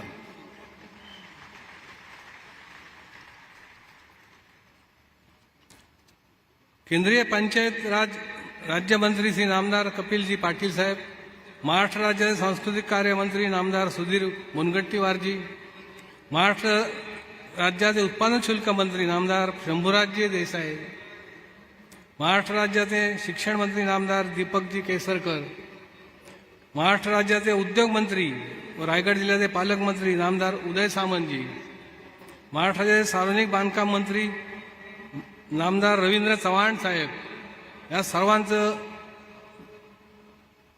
मी आभार मानतो इथे हजेरी लावल्याबद्दल किंवा उपस्थित झाल्याबद्दल, आणि त्यांना सप्रेम नमस्कार पण करतो. आता बाकीचे सगळे जे आहेत महाराष्ट्र राज्याचे मुख्य काम कार्य करणारे पुष्कळ सन्माननीय अतिथी आज उपस्थित आहेत. काही व्हीआयपी मंचवर बसलेले आहेत, काही स्टेजवर आपल्या उपस्थित आहेत. शिवाय महत्वाचं काय त्याच्यामध्ये की खासदार श्रीरंग अप्पा बारणे साहेब आहेत, श्री आमदार प्रशांत ठाकूर साहेब आहेत, श्री मनकुमार श्रीवास्तवजी मुख्य सचिव महाराष्ट्र शासन, माननीय श्री सौरभ विजय साहेब प्रधान सचिव सांस्कृतिक कार्य विभाग व सचिनदा धर्माधिकारी व धर्माधिकारी कुटुंबीय, सगळे आम्ही कुटुंबियासहित आपण सर्वांना सप्रेम नमस्कार देत आहे. तसेच उपस्थित सर्व लोकप्रतिनिधी, माननीय खासदार, आमदार, जिल्हाधिकारी, महापालिका आयुक्त, पोलीस आयुक्त व इतर शासकीय अधिकारी आणि आपण सर्व स्त्री सदस्य बंधूंनी यांना परत सप्रेम नमस्कार करतो. आता बघा की ज्या वेळेला नानांनी हे कार्य 1943 सालापासून केलं, त्यावेळेला की पहिले खेडेगावापासून सुरुवात केलं. बरेचसे लोक सांगत होते तुम्ही खेडेगावात नका, शहरामध्ये जा. तर शहरामध्ये जाण्याची आवश्यकता नाही आहे. खेडेगावातल्या लोकांना त्यांच्या अंधश्रद्धा, त्यांचे असलेले रीतिरिवाज, त्यांचे असलेले वेगवेगळ्या प्रकारची वागणूक ह्याला चांगलं उत्तम असं वळण लागायला पाहिजे आणि ते सन्मार्गाकडे येऊन बरोबर अंतःकरणामध्ये सुविचाराची अंतःकरणामध्ये विचारांची भूमिका ठेवून वागणूक प्रत्येकाला करता यायला पाहिजे. तर सुरुवात ह्या खेडेगावापासून केलेली आहे आपण. त्यामुळे कोणत्याही प्रकारचं ॲडव्हर्टाइजमेंट नाही किंवा कोणत्याही प्रकारचा आम्ही गवगावही करीत नाही. आता महत्त्वाच्या ठिकाणी मी अर्थात जात असतो, पुष्कळ ठिकाणी मी जात नाही की प्रसिद्धी हा विषयापासून मी लांब आहे. प्रसिद्धी मला नको आहे. प्रसिद्धीपासून कोणतंही प्राप्त होत नसतं कधी. याचा अर्थ प्रसिद्धी करायला लागते किंवा जाहिरात करावी लागते. याचा अर्थ ती वस्तू किंवा तो पदार्थ संपत नाही. जाहिरात करणाऱ्याला मला बोलायचं नाही, माफ करा, तसं काही नाही आहे. पण एक सांगतो की जी वस्तू महत्त्वाची आहे तिची ॲडव्हर्टाइजमेंट करण्याची जरूरच काय. आज प्रत्येक मनुष्य माणसाला आवश्यक आहे आणि ही आवश्यकता अशासाठी आहे की मानवता धर्मामध्ये प्रत्येक मनुष्याने उभं राहावं आणि मानवता धर्मात सगळ्यामध्ये श्रेष्ठ आहे. हा मानवता धर्म श्रेष्ठ आहे हा प्रत्येकाच्या अंतःकरणामध्ये रुजू व्हायला पाहिजे, त्याची विचारांची रुजवण व्हायला पाहिजे. तर त्यासाठीच हा आमचा खटाडोबा आहे. ज्या नानासाहेबांनी आजपर्यंत कार्य करत राहिले, आयुष्य असेपर्यंत शेवटपर्यंत 87 वर्षापर्यंत कार्य करत होते. त्याच्यापुढे याच्या अगोदरपासून मी चालू केलेलं आहे, आजपर्यंत मी चालू करणार आहेच. आणि जेवढं आयुष्य असेल, जेवढं जीवात जीव असेल माझ्या, जेवढं श्वासोश्वास अखेरपर्यंत चालेपर्यंत मी हे कार्य चालू ठेवणार आहे. दुसरी गोष्ट माझ्यानंतर उत्तराधिकारी म्हणून सचिनदा धर्माधिकारी सुद्धा आपल्या सर्वांना परिचित आहेत. त्यांनी सुद्धा हे कार्य अखंडपर्यंत करत राहणे आहे. त्याच्या पुढे सुद्धा चालणार आहे. त्यामुळे काय आज मनुष्य गेला पुढे कोण याचा विचार करायची वेळ येतच नाही. कार्य हे चालू राहतं. म्हणून सांगितलं कार्य हे श्रेष्ठ आहे. माणसाचं काय कार्य उत्तम असल्यावर माणसाच्या देहाला सन्मान मिळत असतो. देहाचा सन्मान नसतो. देहाला सन्मान केव्हा मिळतो? जेव्हा कार्य उत्तम त्या देहाकडनं केलं जातं त्याच वेळेला माणसाला सन्मान मिळतो. तसाच हा महाराष्ट्र भूषण पुरस्कार सुद्धा नानांच्या चरणी आणि आपल्या सर्वांच्या समर्पित आहे. का की कार्य हे श्रेष्ठ आहे आणि कार्य श्रेष्ठ आहे म्हणून सन्मान त्या देहाचा केला जातो. यासाठी हा सन्मान असणं म्हणजे याचा अर्थ काय की कोणताही पुरस्कार जो आहे तो उच्चच असतो. तो पद्मभूषण असो, पद्मश्री असो, महाराष्ट्रभूषण असो किंवा आणखीन वेगळ्या प्रकारच्या दर्जाचा उच्च दर्जाचा पुरस्कार असो, हा पुरस्कार सगळ्यामध्ये माझं मत तरी असे श्रेष्ठच आहे. त्याची बरोबरी कधी होत नाही की तो कार्याला श्रेष्ठ होता आज दिलंय त्या पुरस्काराने. हे केवढं महत्त्व आज आहे सांगा मला. महत्त्वाचं काय आहे की आज समाजाचे ऋण आपल्यावर आहेत, देशाचे ऋण आपल्यावर आहेत. मग देशाचे ऋण, आईवडिलांचे ऋण किंवा समाजाचे ऋण करण्यासाठी फेडण्यासाठी आपण काय आज प्राप्त केले, काय आपण सेवा त्यांची केली, हे फार महत्त्वाचं आहे. देशसेवा काय आपली आहे सांगा मला. मग देशसेवा करण्यासाठी काय करावं लागतं, समाजाचे ऋण फेडण्यासाठी, समाजाची सेवा करण्यासाठी काय करावं लागतं, हेच नेहमी आम्ही प्रत्येक वेळा सांगत असतो की प्रत्येकाने उभं राहिलं पाहिजे आणि उभं राहून प्रत्येकाने ही सेवा अखंड प्रत्यक्ष करायला पाहिजे. केल्याशिवाय होत नाही, नुसते बोलून नाही होत असते. बघा आता देशाची सेवा करणारे पुढारी मोठमोठे उपस्थित नेते आहेत. आता त्याच क्षेत्रातले आपले उत्तम मंत्री महोदय इथे व्यासपीठावर बसलेले आहेत. त्यांची सुद्धा ती देशसेवा सगळ्यामध्ये श्रेष्ठ आहे, काय प्रश्नाचा नाही आहे. देशसेवा आहे, देशाबरोबर समाजाची सेवा आहे आणि लोकसेवा सुद्धा करतात. सगळ्या बाजूनी परिपूर्ण कोणत्याही प्रकारचं कमीपणा किंवा कोणत्याही प्रकारचा कमीपणा आपल्याला आणून देत नाहीत किंवा आपल्याला कोणत्याही प्रकारची कमतरता करून देत नाहीत. सर्व सोयी उपलब्ध करतात. याचा अर्थ काय? समाजाची सेवाच आहे ती एक प्रकारची. ती आहे कशी ती बघा. त्या प्रत्येकाने अंतःकरणामध्ये हा विषय घ्यायला पाहिजे. मग त्याला नसेल ठीक आहे, राजकारण करायचं नसेल, त्यांनी समाजाची सेवा कशा प्रकारे करावी ते आम्ही शिकू, त्याप्रमाणे प्रत्येकाने चाला. हे चालणं उत्तम आहे सगळ्यामध्ये, कारण समाजसेवा ही सगळ्यामध्ये श्रेष्ठ आहे. मग समाजसेवेसाठीच श्री नानासाहेब धर्माधिकारी प्रतिष्ठान मी उभं केलं. त्या संस्थापक मी आहे. का? ते एक आपल्याला उभं राहायला जागा पाहिजे काहीतरी. त्यासाठी हे प्रतिष्ठान मी उभं केलं. आणि ह्या प्रतिष्ठानामार्फत जी कार्य होत असतात त्याच्यामध्ये वृक्षारोपण आहे. वृक्षारोपण नुसतं नाही करायचं. वृक्षारोपण का करावं? एक कामनिक स्वरूप अंतःकरणामध्ये त्याची नसावी की वृक्ष हे कसे आहेत, वृक्षापासून आपल्याला काय मिळेल. आणि अशा ह्या अशा वृक्षाचं रोपण आपण केल्यानंतर आपल्याला केवढी आनंदी आणि समाधानी आणि आयुष्य आनंदी जगण्याची, उत्तम जगण्याची त्याच्याकडनं आपल्याला ऊर्जा घेता येते. मग ही ऊर्जा घेण्यासाठी आपण किंवा ही ताकद आपण घेण्यासाठी, हा बोध घेण्यासाठी आपण जरूर वृक्षारोपण करायला पाहिजे. रोपण करणं याचा अर्थ काय? नुसतं रोपण नाही करायचं. वृक्ष लावणं सोपं आहे, लावायचं नंतर बघायचं नाही असं नाही. पण हे लक्षात ठेवायचं त्याच्यामध्ये महत्वाचं की ज्याप्रमाणे आपण झाडं लावायची त्याप्रमाणे प्रत्येकाने झाडं लावावं. आणि प्रत्येकाने झाड लावून आता ह्या पावसाळ्यात सुद्धा उत्कृष्ट महाराष्ट्रामधला सर्वांमध्ये मोठा असा पुरस्कार सोहळा आज आपण पाहतात. आणि तो ह्या माझ्यासाठी प्रत्येकाने नाव घेऊन सांगितलं. मग ह्यासाठी प्रत्येकाने प्रत्येक एकच निश्चय ठेवायचा की पाऊस काढला की प्रत्येक माणसाने 5-5 झाडं लावायला पाहिजे. प्रत्येक ठिकाणी लावावी. 5 झाडं कमीत कमी लावावी. नुसती लावून नाही, वाढवावी. त्याला वेळच्या वेळी पाणी घालावं, त्याची निगा राखावी. ज्याप्रमाणे लहान मुलाची निगा राखत असतो आपण, त्याप्रमाणे वृक्ष सुद्धा राखायला पाहिजे आपण. ते एकदा स्वतंत्र उभे राहिले की नंतर आपल्याला त्याची सेवा करावी लागत नाही. तसं लहान मुलं असतं, सुरुवातीला सेवा करावी लागते. नंतर जेव्हा स्वतःहून उभं राहतं, कामाला लागतं, काय काम असेल ते उद्योग करत असतं, ते मग माणसं दुसऱ्या कोणाची आवश्यकता लागत नाही. त्याला स्वतः करता येतं. स्वतः करण्यासाठी आपण पहिली सेवाभावी धर्म रुजू करायला पाहिजे. तर पुढे प्राप्त आहे, याचं काही नाही. यासाठी प्रत्येकाला मी सांगतोय की प्रत्येकाने 5-5 झाडं लावायलाच पाहिजे. प्रत्येकाने ह्या पाऊस पडल्यानंतर, आता उन्हाळ्यामध्ये जगू शकत नाहीत, पाऊस पडल्यानंतर प्रत्येकाने लावायला पाहिजे. वृक्ष लागवडीचं फार महत्व आहे. कारण वृक्ष हे आपल्याला सगळ्या बाजूनी आपलं सेवा जावी धर्म उभा करत असतात. मग आपण सेवा करणं हे महत्वाचं आहे. बघा, त्याच्यापासून लाकडं मिळतात, वेगळा ऑक्सिजन तर चांगला मिळतो, वेगवेगळ्या प्रकारचे वायू जे माणसाला आपल्या आवश्यक आहेत ते प्राप्त वृक्षापासून मिळत असतात. शुद्धीकरण हवा करण्याचं काम फार मोठं करतो. अशुद्ध हवा करण्याचं काम आपण करतो, शुद्ध करण्याचं काम करत नाही. शुद्ध करण्याचं काम निसर्ग करतो, याचा अर्थ राहिलेले असलेले वृक्ष करतात. म्हणजे वृक्ष आपण लावायला पाहिजे, प्रत्येकाने लावायला पाहिजे, त्याचं संगोपन करायला पाहिजे. आजपासून पक्का निश्चय आतमध्ये ठेवा, सगळ्यांनी संकल्प ठेवा. आणि दुसरं काय? आरोग्य शिबिर आहे की प्रत्येक भारतामधल्या प्रत्येक मानवाचं सुदृढ आयुष्य त्यांनी जगावं, कोणत्याही प्रकारचा त्रास त्याला होऊ नये आणि आनंदी आयुष्य असेल ते जगावं आणि शेवटपर्यंत काढावं. त्यासाठी आरोग्य शिबिर आपण घेतो.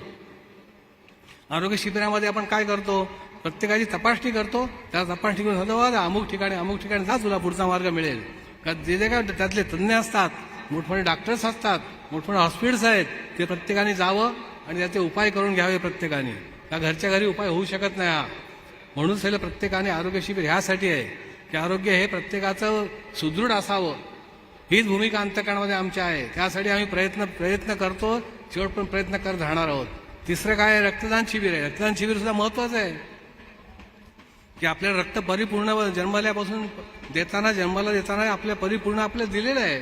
मग ज्यार्थी चांगलं रक्त आपल्याला दिलं आहे, आपण चांगले करतो, चांगलं कार्य करतो, मग तेच रक्त जे आहे ते आपण दुसऱ्याला दिलं, ज्याला आवश्यकता आहे त्याला दिली, तर त्याला पण जीवनामध्ये फार महत्वाचा उपयोग पडेल ना दादा, त्याचं जीवन वाचेल.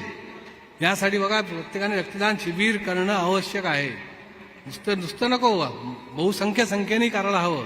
तो पण रेकॉर्ड आपला आहे असं काही नाही, तरी पण अजून रेकॉर्डवर न अवलंबून राहता आपण एक सेवा म्हणून तिथे उभं राहिलं पाहिजे आणि सेवेसाठी प्रत्येकाने झटायला पाहिजे.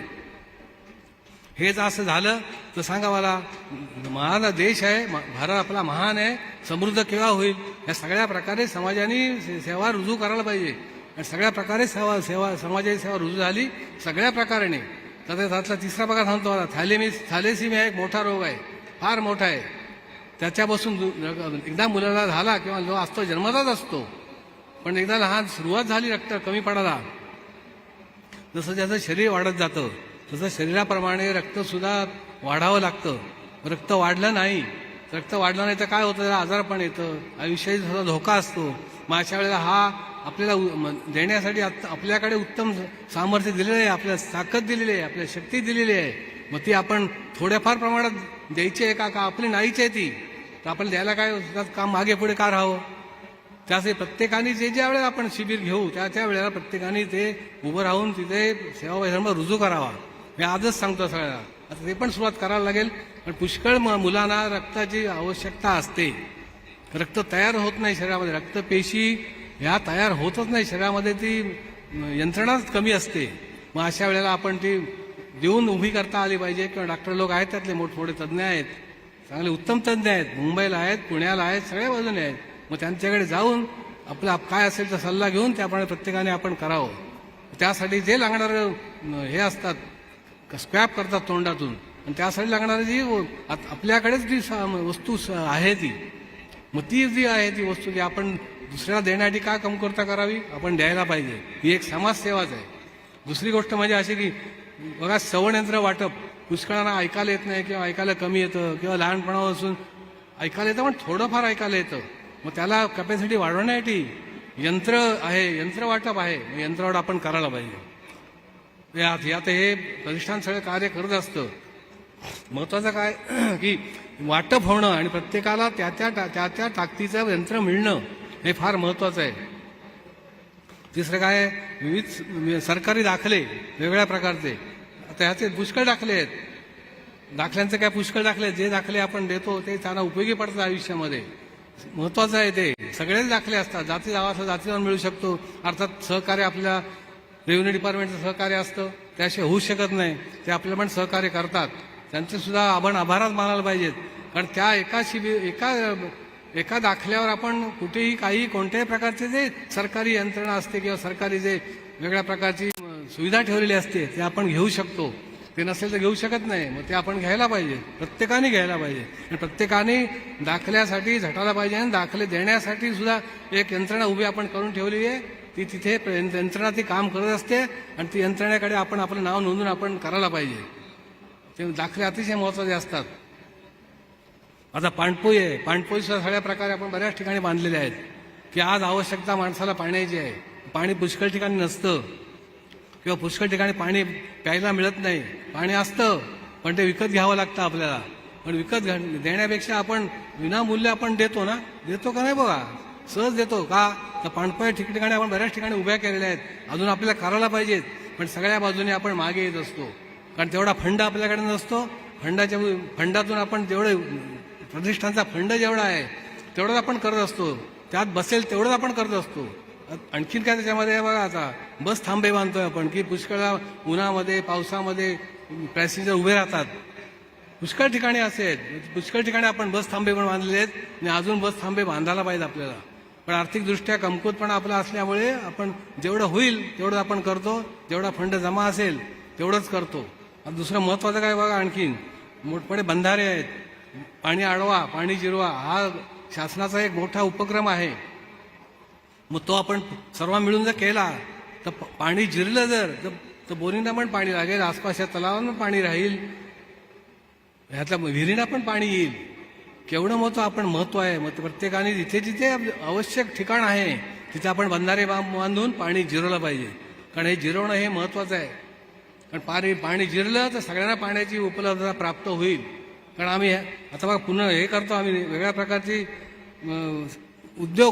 वेगळ्या प्रकारचे उद्योग असतात, पुष्कळ प्रकारचे उद्योग असतात. जसं मार्गदर्शन शिबिर आपण घेतो का, आता कोणीतरी जे काही शिकलेली आहेत मुलं, पुष्कळ अशी शिकलेली तरुण मुलं आहेत पण त्यांना नोकरी नाही, काही काम नाही, परिस्थिती खराब असते.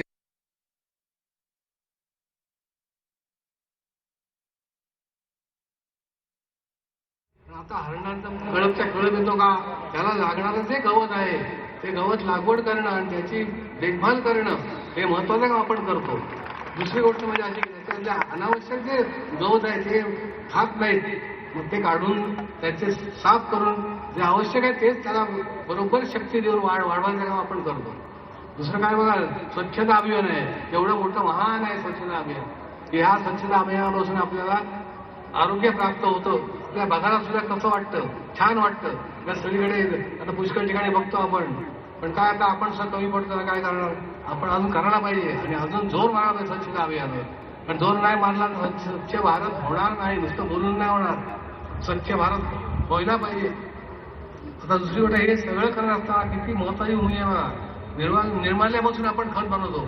ते निर्माल्य पूर्वी समुद्रात जात असे. आपले मोठमोठे सण आहेत, नवरात्र आहेत, गणपती आहेत ना, मोठमोठे सण आहेत. म्हणजे मोठमोठे सण आपले आहेत, त्यावेळेला आपण काय करत असतो, ज्यावेळेला विसर्जन आपण करतो त्यावेळेला आपण निर्माल्य पण समुद्रामध्ये टाकत असतो. त्याचा काही उपयोग होत नाही. परत ते भरतीवर ओटीवर टाकलं की भरतीवर परत पुढे उपयोग काय झाला. पण आता आपण हे केलं पाहिजे की आता आपण प्रत्येक ठिकाणी मुंबई, पुणा, ठाणा अशा ठिकाणी आम्ही सुरुवात केली आहे. पण त्यावेळेला त्या दिवशी ज्यावेळेला विसर्जन असतं त्यावेळेला विसर्जनाच्या दिवशी की आपण परिपूर्ण अंतःकरणामध्ये विचार करून स्वतःच काम आहे हे करून सुद्धा पुष्कळ सदस्य येत असतात. घरी गणपती असतो, विसर्जन असतो, सगळं त्याग करून ते येतात. समाजाची सेवा किती प्रकारे करतोय ह्याला सुद्धा महत्व आपण द्यायला पाहिजे आणि आपण सुद्धा सर्वांनी मदत त्याला करायला पाहिजे. एकच आता आम्ही प्रत्येक वेळेला कमिट्या नेमत असतो किंवा एक ठराविक ग्रुप स्वयंसेवक नेमतो. स्वयंसेवक नेमण्यासाठी कष्ट करावे लागतात. अगोदर सगळं बरोबर प्लॅन बसवावा लागतो. त्याप्रमाणे पूर्ण होतं. ते मुख्य काम सचिनाला करत असतो, मला विचारतो त्याप्रमाणे करतो. त्याप्रमाणे बरोबर होत असतं. प्रत्येकाने अंतःकरणाला लक्षात ठेवायला पाहिजे. कारण निर्माल्यापासून आपण ते खत बनवतो आणि खत जे त्यापासून मिळतं ते खत आपण वृक्षारोपण केलेल्या झाडांनाच टाकतो. बाकी कुठे देत पण नाही कोणाला. आपण विक्रीसाठी आपण करत नाही. पण ते एकदा वस्तू मिळाली, हार मिळाल्यानंतर त्याची फुलं नेमकी काढून ठेवणं, त्यातले प्लॅस्टिकचे पदार्थ, बॉल असतात, सूत असतं, सगळं काढून टाकायला लागतं आणि निव्वळ फुलं ठेवावी लागतात. ते पण एक काम करावं लागतं. नुसतं गोळा करून नाही होणार. कारण ह्या वस्तू फुलणाऱ्या नाहीत, ह्याचा खत होणार नाही. मग त्या वस्तू तिथे टाकून उपयोग काय नाही त्याचा. त्या आपण वेळच्या वेळी बाजूला करून कुठेतरी आपण लांब ठिकाणी कुठे जाळून टाकतो. आपण त्याचा उपयोगच काही नसतो त्याचा. आता बघा खत निर्मिती कसं करतो बघा. पुनर्भ्रमण सुद्धा आपण करतो. कसा पुनर्भ्रमण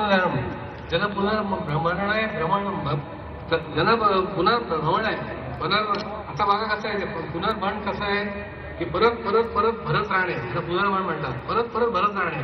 प्रत्येक पावसाळ्यामध्ये आपण ज्यांच्या जे बोरिंग आहेत त्यांनी पाणी अडवायचं आणि बोरिंगमध्ये सोडायचं आहे. त्याचा आपला अनुभव चांगला सोलापूर जिल्ह्यामध्ये चांगला आलेला आहे, उत्तम. कारण ते शेवट मार्च एप्रिलनंतर पाण्याची पंचायत पडते. अक्षरशः पाणी प्यायला पाणी असतं काही ठिकाणी. अशा ठिकाणी आपण तिथे केलेलं आहे आणि हे करून आपण तिथे नुसतं केलेलं आहे आणि त्याची फलश्रुती ही फार चांगली आहे की त्या गावांना, त्या बोरिंगला प्रत्येकाच्या आणखी 3 महिने पाण्याची क्षमता वाढली. एवढं श्रेष्ठत्व आहे. म्हणजे आपण प्रत्येकाने आता प्रत्येक ठिकाणी जिथे पाण्याची टंचाई आहे तिथे करायला पाहिजे आपण. त्याच्यामध्ये महाड तालुका आपल्यामध्ये बघा कसा आहे, खडकाळ नुसता आहे, तिथे सुद्धा पाण्याची व्यवस्था व्हायला पाहिजे. आता पोलीस खातं आहे. पोलीस खात्याला जेवढा माझ्या बाजूने जेवढं मी करता येईल तेवढी मदत मी करत असतो. कारण आज सगळ्या बाजूंनी तुम्ही बघाल पोलीस यंत्रणा जी आहे, म्हणून आपण आज उत्पत्ती ह्याच्यासाठी स्थितीसाठी अखंड उभे आहोत आपण, किंवा आपण स्थितीमध्ये उभे आहोत, आनंदात उभे आहोत. त्याचे शक्य नाही आहे. त्यासाठी गृह खातं आहे. संपूर्ण देशाच्या राज्याचं गृह खातं सांभाळणारे सुद्धा आपल्या समोर उपस्थित आहेत. त्याचे सुद्धा आपण आमचा उपकार मानायला पाहिजे आणि एवढं कार्य करून सुद्धा. आणि शिवाय महाराष्ट्र राज्यामध्ये प्रत्येक राज्यामध्ये प्रत्येक पोलीस यंत्रणा काम करत असते. आता आज सुद्धा बघा प्रत्येक पोलीस यंत्रणेला किती त्रास झाला असेल. थोडा नाही त्रास झाला. पुन्हामध्ये उभं राहावं लागतं, प्रत्येक करावं लागतं, नियोजन बरोबर करावं लागतं. कार्य सोपं नाही ते. यासाठी ते अखंड उपकार आणि अखंड आभार आपण मानायलाच पाहिजे. जेवढी मदत करता येईल तेवढी आपण मदत करायला पाहिजे. आता नैसर्गिक आपदग्रस्त पण असतो. काय वादळ होतो, काय धरणीकंप होतो. मध्ये आता मोठं वादळ झालं तर काही ठिकाणी आमच्या रायगड जिल्ह्यामध्ये लाईटच आला नसता 8 दिवस. तर अशा ठिकाणी आपले सर्व सदस्यांनी संपूर्ण महाराष्ट्रात जेवढं करता येईल तेवढं एबीसी वडोदरामध्ये आपण केली आणि लाईटची उपलब्धता लवकरात लवकर आपण करून दिली. जे 15 दिवसात काम होणार नाही 3 दिवसात करून दिलं. काही लोकांची समाजाची सेवा झाली नाही आणि समाजसेवेचा रोज आपण अखंड सर्वांनी घ्यायला पाहिजे. आता पुष्कळ ठिकाणी आपण रस्ता असता जाता धरणीकंप होतो, हे होतं, पुष्कळ ठिकाणी होतं. जेवढं आम्हाला वर्षांतर्फे आम्ही जेवढे पैशाची मदत करता येईल तेवढे आम्ही करतो. ज्या ज्या ठिकाणी अति नुकसान होतं अशा ठिकाणी आपण प्रतिष्ठानतर्फे पैसे मागे धान्य वाटप पण आपण केलं. जसं गव्हर्नमेंट करत असतं त्याच्याप्रमाणे आपण नाही करू शकत, पण थोडंफार. आणि लाईटची उपलब्धता लवकरात लवकर आपण करून दिली. जे 15 दिवसात काम होणार ते 3 दिवसात करून दिलं. म्हणजे लोकांचे समाजाची सेवाच झाली नाही. अशा समाजसेवेचा व्रत आपण अखंड सर्वांनी घ्यायला पाहिजे. आता पुष्कळ ठिकाणी अपग्रस्त असतात, आता धरणीकंप होतो, हे होतं, पुष्कळ ठिकाणी होतं. जेवढं आम्हाला वर्षांतर्फे आम्ही जेवढी पैशाची मदत करता येईल तेवढे आम्ही करतो. ज्या ज्या ठिकाणी अति नुकसान होतं अशा ठिकाणी आपण प्रतिष्ठानतर्फे पैसे मागे धान्य वाटप पण आपण केलं. जसं गव्हर्नमेंट करत असतं त्याच्याप्रमाणे आपण नाही करू शकत, पण थोडंफार प्रमाणामध्ये आपण करतो. आणखीन वाढवायला पाहिजे हे प्रत्येकाने लक्षात ठेवा. प्रत्येकाने आता महत्वाचं तेवढं काय आहे, सगळं ठीक आहे, ही समाजसेवा झाली. आता अंतःकरणामधली भूमिका जी आपली आहे ही स्वच्छता कधी होणार? ज्या वेगळ्या प्रकारचे विचार आहेत, वेगळ्या प्रकारची व्यस्त माणसाला आहेत, नाना तऱ्हेच्या चमत्कारिक स्वभावाने मनुष्य वागत असतो. तो का वागत असतो याचं कारण काय असेल? प्रत्येकाने अंतःकरणामध्ये याचा शोधबोध घ्यायला पाहिजे आणि मन स्वच्छ करून अंतःकरणामध्ये बघा कसं आहे. त्या मनाची भूमिका ही स्थिर नाही, अस्थिर आहे. आता एक विचार करील, नंतर एक विचार करील. जास्तीत जास्त आपल्या सर्व इंद्रियामध्ये विचार करणारं इंद्रिय असेल तर मन कधी शांत बसत नाही. अहो दिवसा देवळ्या जरी काय कुठल्या घटना घडल्या तरी रात्री स्वप्नामध्ये आपल्याला दाखवतो. मग स्वप्नात सुद्धा शांत झोपून देत नाही आपल्याला. असतं ना असं? अशा अस्थिर मनाला आपण काय करावं? मनाची भूमिका स्थिर होण्यासाठी आपण काय करायला पाहिजे सांगा? किती श्रेष्ठत्व आहे अंतःकरणामध्ये परिपूर्ण स्वच्छता घ्यायला हवी. अहो बाहेर ज्याप्रमाणे आपण बाहेर सगळ्या प्रकारे आपण सुविधा आपण प्राप्त करून देतो किंवा आपल्या स्वतःसाठी आपण सुविधा करत असतो, ऐश्वर्य सगळ्या प्रकारे आपण भोगत असतो, पण अंतःकरणामधलं ऐश्वर्य कोणी केलंय का? का विसरला मनुष्य विसरला का त्याला? अंतःकरणामधलं ऐश्वर्य सुद्धा महत्वाचं आहे. पण अंतःकरणामध्ये ऐश्वर्य केव्हा होईल की आतले जे विषय आहेत, विषयांचे जे विचार आहेत हे विचार जायला पाहिजेत. प्रत्येक माणसाने अंतःकरणामधले विचार आहेत. आता अंतःकरण कसं आहे? अंतःकरण मन, बुद्धी, चित्त, अहंकार हे 5 भागामध्ये आहे. 5 भागाची भूमिका अंतःकरणामध्ये सुविचारामध्ये असेल तर मनुष्य नक्की आत्मिक आनंदामध्ये राहील. आणि आत्मिक आनंदामध्ये राहून सुद्धा प्रत्येकाने अंतरात्म्यावर अवलंबून राहायला पाहिजे. असं राहिलं तर ती भूमिका अंतरात्म्याचे जे सामर्थ्य आहे ते मिळण्यासाठी काय करायला पाहिजे प्रत्येक माणसाने? आता सामर्थ्य मिळण्यासाठी आशीर्वाद घेऊन उपयोग नाही. मी तर पहिल्याहून सांगतो आशीर्वाद हा निष्क्रिय करणार आहे. मनुष्य भ्रमात राहतो की मला आशीर्वाद आहे, मला काय कसली भय नाही. प्रत्येकाने अंतःकरणामध्ये उभं राहायला पाहिजे. करतो विवेकच उभं राहणं, अचूक प्रयत्न करणं, प्रभूशक्ती वाढेल, उत्तम प्रकारे सामर्थ्य मिळेल. का नाही मिळणार? प्रयत्न हे सगळ्यामध्ये श्रेष्ठ आहेत. प्रयत्नासाठी काय करायला पाहिजे? पण जरी आशीर्वाद असला तरी आशीर्वाद असतो सगळ्यांना असं काही नाही, तो प्रश्न नाही. पण प्रत्येकाने आशीर्वाद न राहता प्रत्येकाने आपल्या असलेल्या कर्तव्यभूमिकेकडे उभं राहायला पाहिजे की आपली कर्तव्यभूमिका काय, ज्याला जी दिलेली आहे अर्थात ती प्रत्येकाने अंतःकरणामध्ये विचार करून उभी करायला पाहिजे. तरच प्राप्त आहे. नाही तर नुसती आता सगळ्या बाजूनी ठीक आहे, एवढं कार्य केलं, सगळं प्राप्त आहे.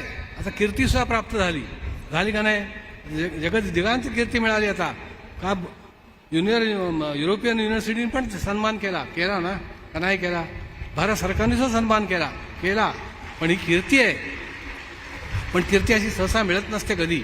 कीर्ती मिळण्यासाठी काय करावं लागतं? आता बघा कसा आहे हा की प्रत्यक्ष पाहायला गेलं तर नरदेहाची किंमत कोणाला नाहीये. प्रत्येकाने जे कर्तव्य घेतलं त्या कर्तव्यातच फक्त मनुष्य उभा आहे, बाकी ह्याच्या पश्चात काय? आता बघा धन्य नरदेह हो, धन्य आहे हा, सोपा नाही. धन्य आहे, धन्य केव्हा आहे सांगतो तुम्हाला नंतर की कसा आहे तो बघा. आता याची अपूर्वता पाहो, अपूर्व आहे, त्याला सीमा नाही, मर्यादा नाहीत. आता हे जे कार्य करतो आम्ही, आमचं आयुष्य प्रत्येकाचं आयुष्य कमी पडणार आहे.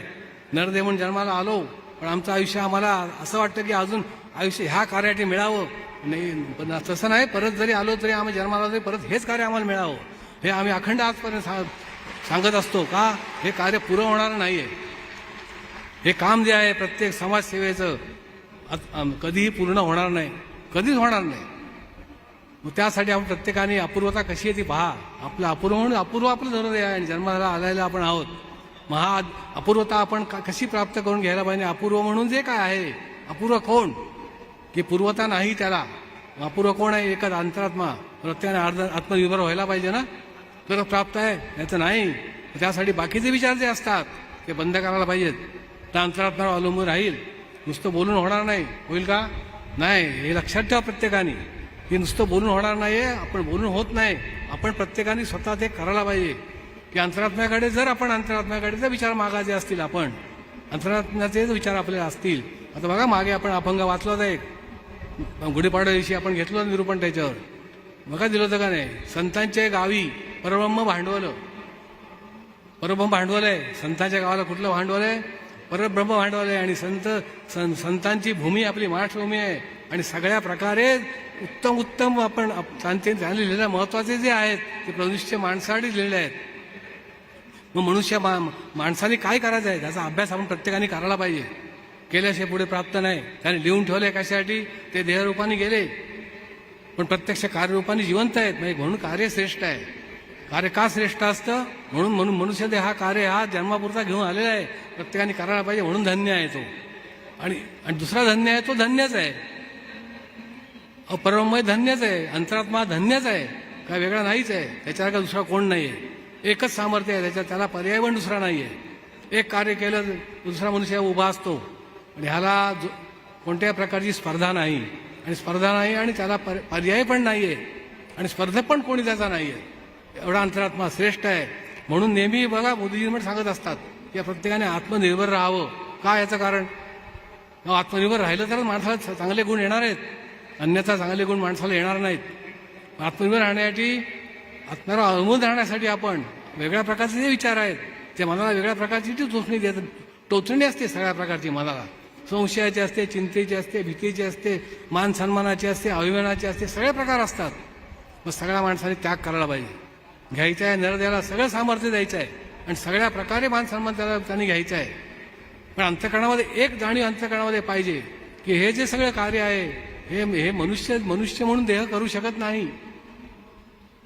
देहाला देणारे विचार जे आहेत, देहाला देणारं सामर्थ्य जे आहे ते आतच बसलेलं आहे.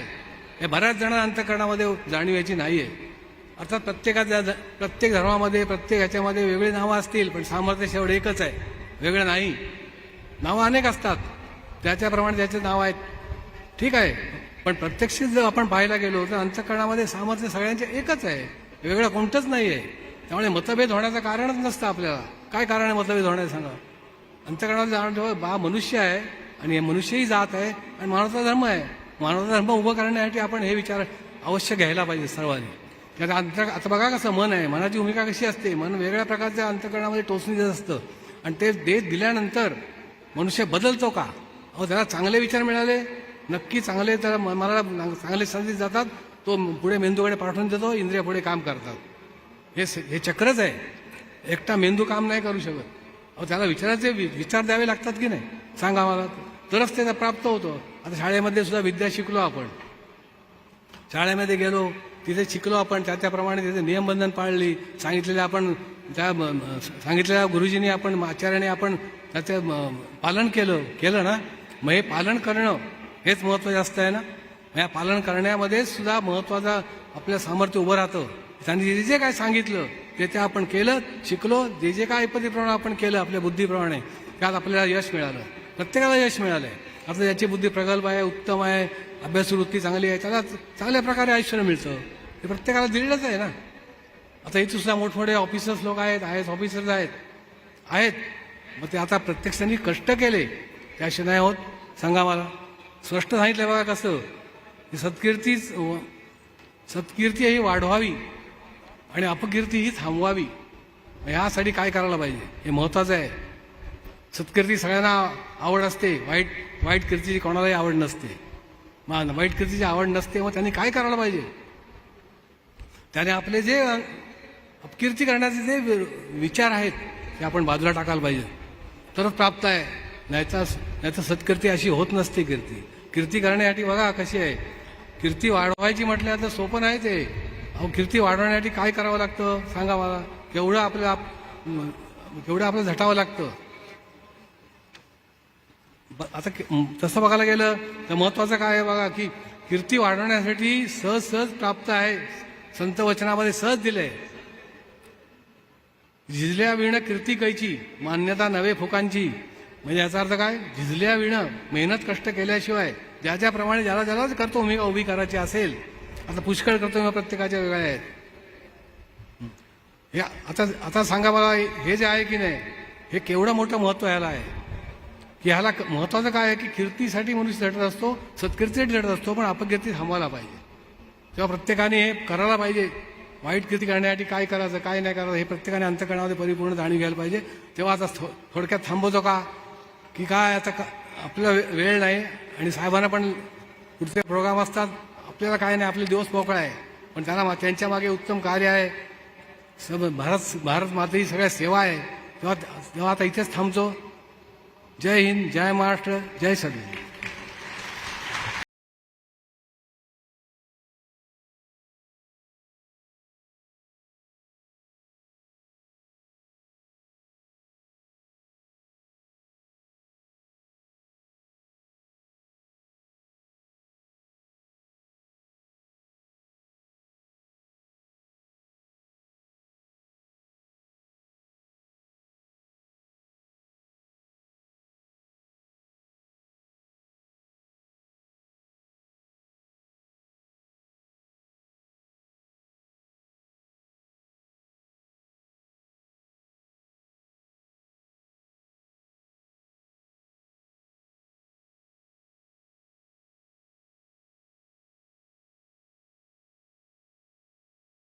परत सर्वांना सप्रे नमस्कार. माझं एक महत्वाचं काम आहे की मला असं वाटतं की आज महाराष्ट्र भूषण पुरस्काराचे मानधन 25 लाख रुपये दिलेले आहे. ते मी सर्वांच्या समक्ष, आपल्या सर्वांच्या समक्ष उपस्थित सन्मान्य अतिथी देणे आपल्या समक्ष मी महाराष्ट्र शासनाच्या मुख्यमंत्री सहायता जिल्हा देत आहे.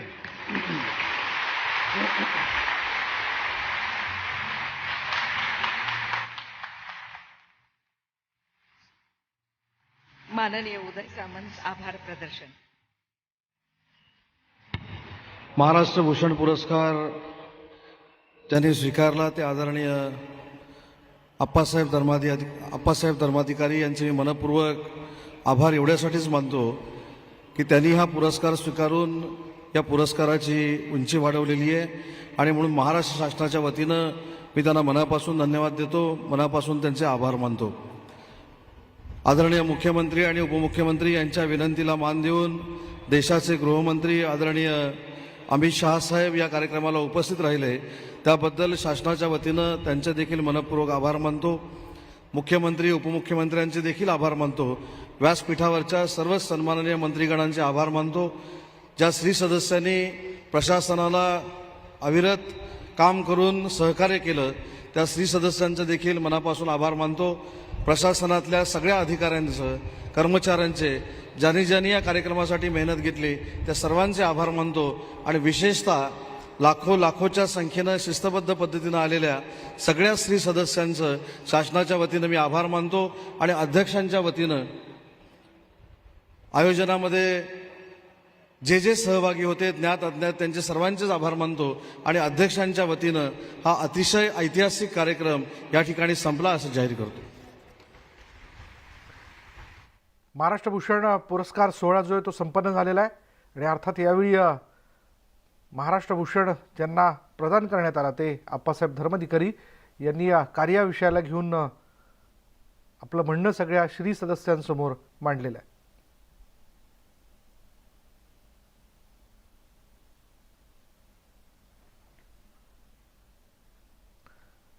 आणि आता अर्थात आपण बघतोय की हा सोहळा संपन्न झाल्यानंतर आभार प्रदर्शन करण्यात आलं.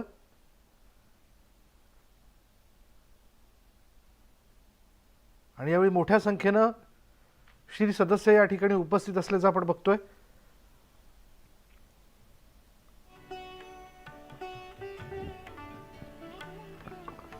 आणि या पुरस्कारात 25 लाख रुपयाची जी राशी या ठिकाणी देण्यात आलेली होती महाराष्ट्र भूषणमध्ये, ती अप्पासाहेब धर्माधिकारी यांनी आपण काहीतरी समाजाचं देणं लागतो या भावनेतनं मुख्यमंत्री सहाय्यता निधीला हे 25 लाख रुपये देऊ केले.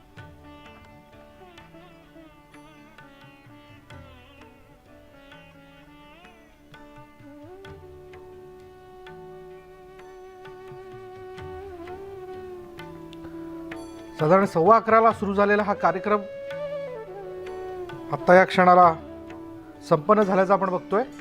आणि यावेळी अप्पासाहेब धर्माधिकारी यांच्या कार्याबद्दलचा उल्लेख करत असताना त्यांना राज्याच्या सर्वोच्च अशा महाराष्ट्र भूषण पुरस्काराने गौरवण्यात आलाय. त्यांचा गौरव करण्यात आला आणि यावेळी सन्मान चिन्ह आणि धनादेश हे या पुरस्काराचं स्वरूप होतं. हा धनादेश देखील त्यांनी त्यांच्या भाषणात वारंवार विविध पद्धतीचं कार्य आणि समाजाचं देणं याबद्दलचा उल्लेख करत असताना त्यालाच प्रेरित होऊन किंवा त्यानुसारच त्या धनादेशाची सगळी रक्कम जी आहे ती मुख्यमंत्री सहाय्यता निधीला देऊ केली आहे.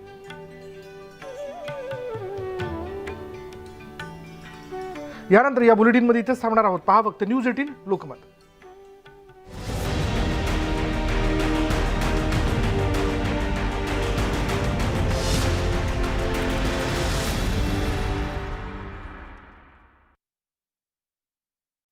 त्या म्हणाल्या की फिनिशर सैन्यावरती विसंबून आहे, त्यामुळं आपण सगळ्यांनी आपल्या देशाचं रक्षण करू शकतो असं म्हणावं आणि मला अजिबात भीती वाटत नाही.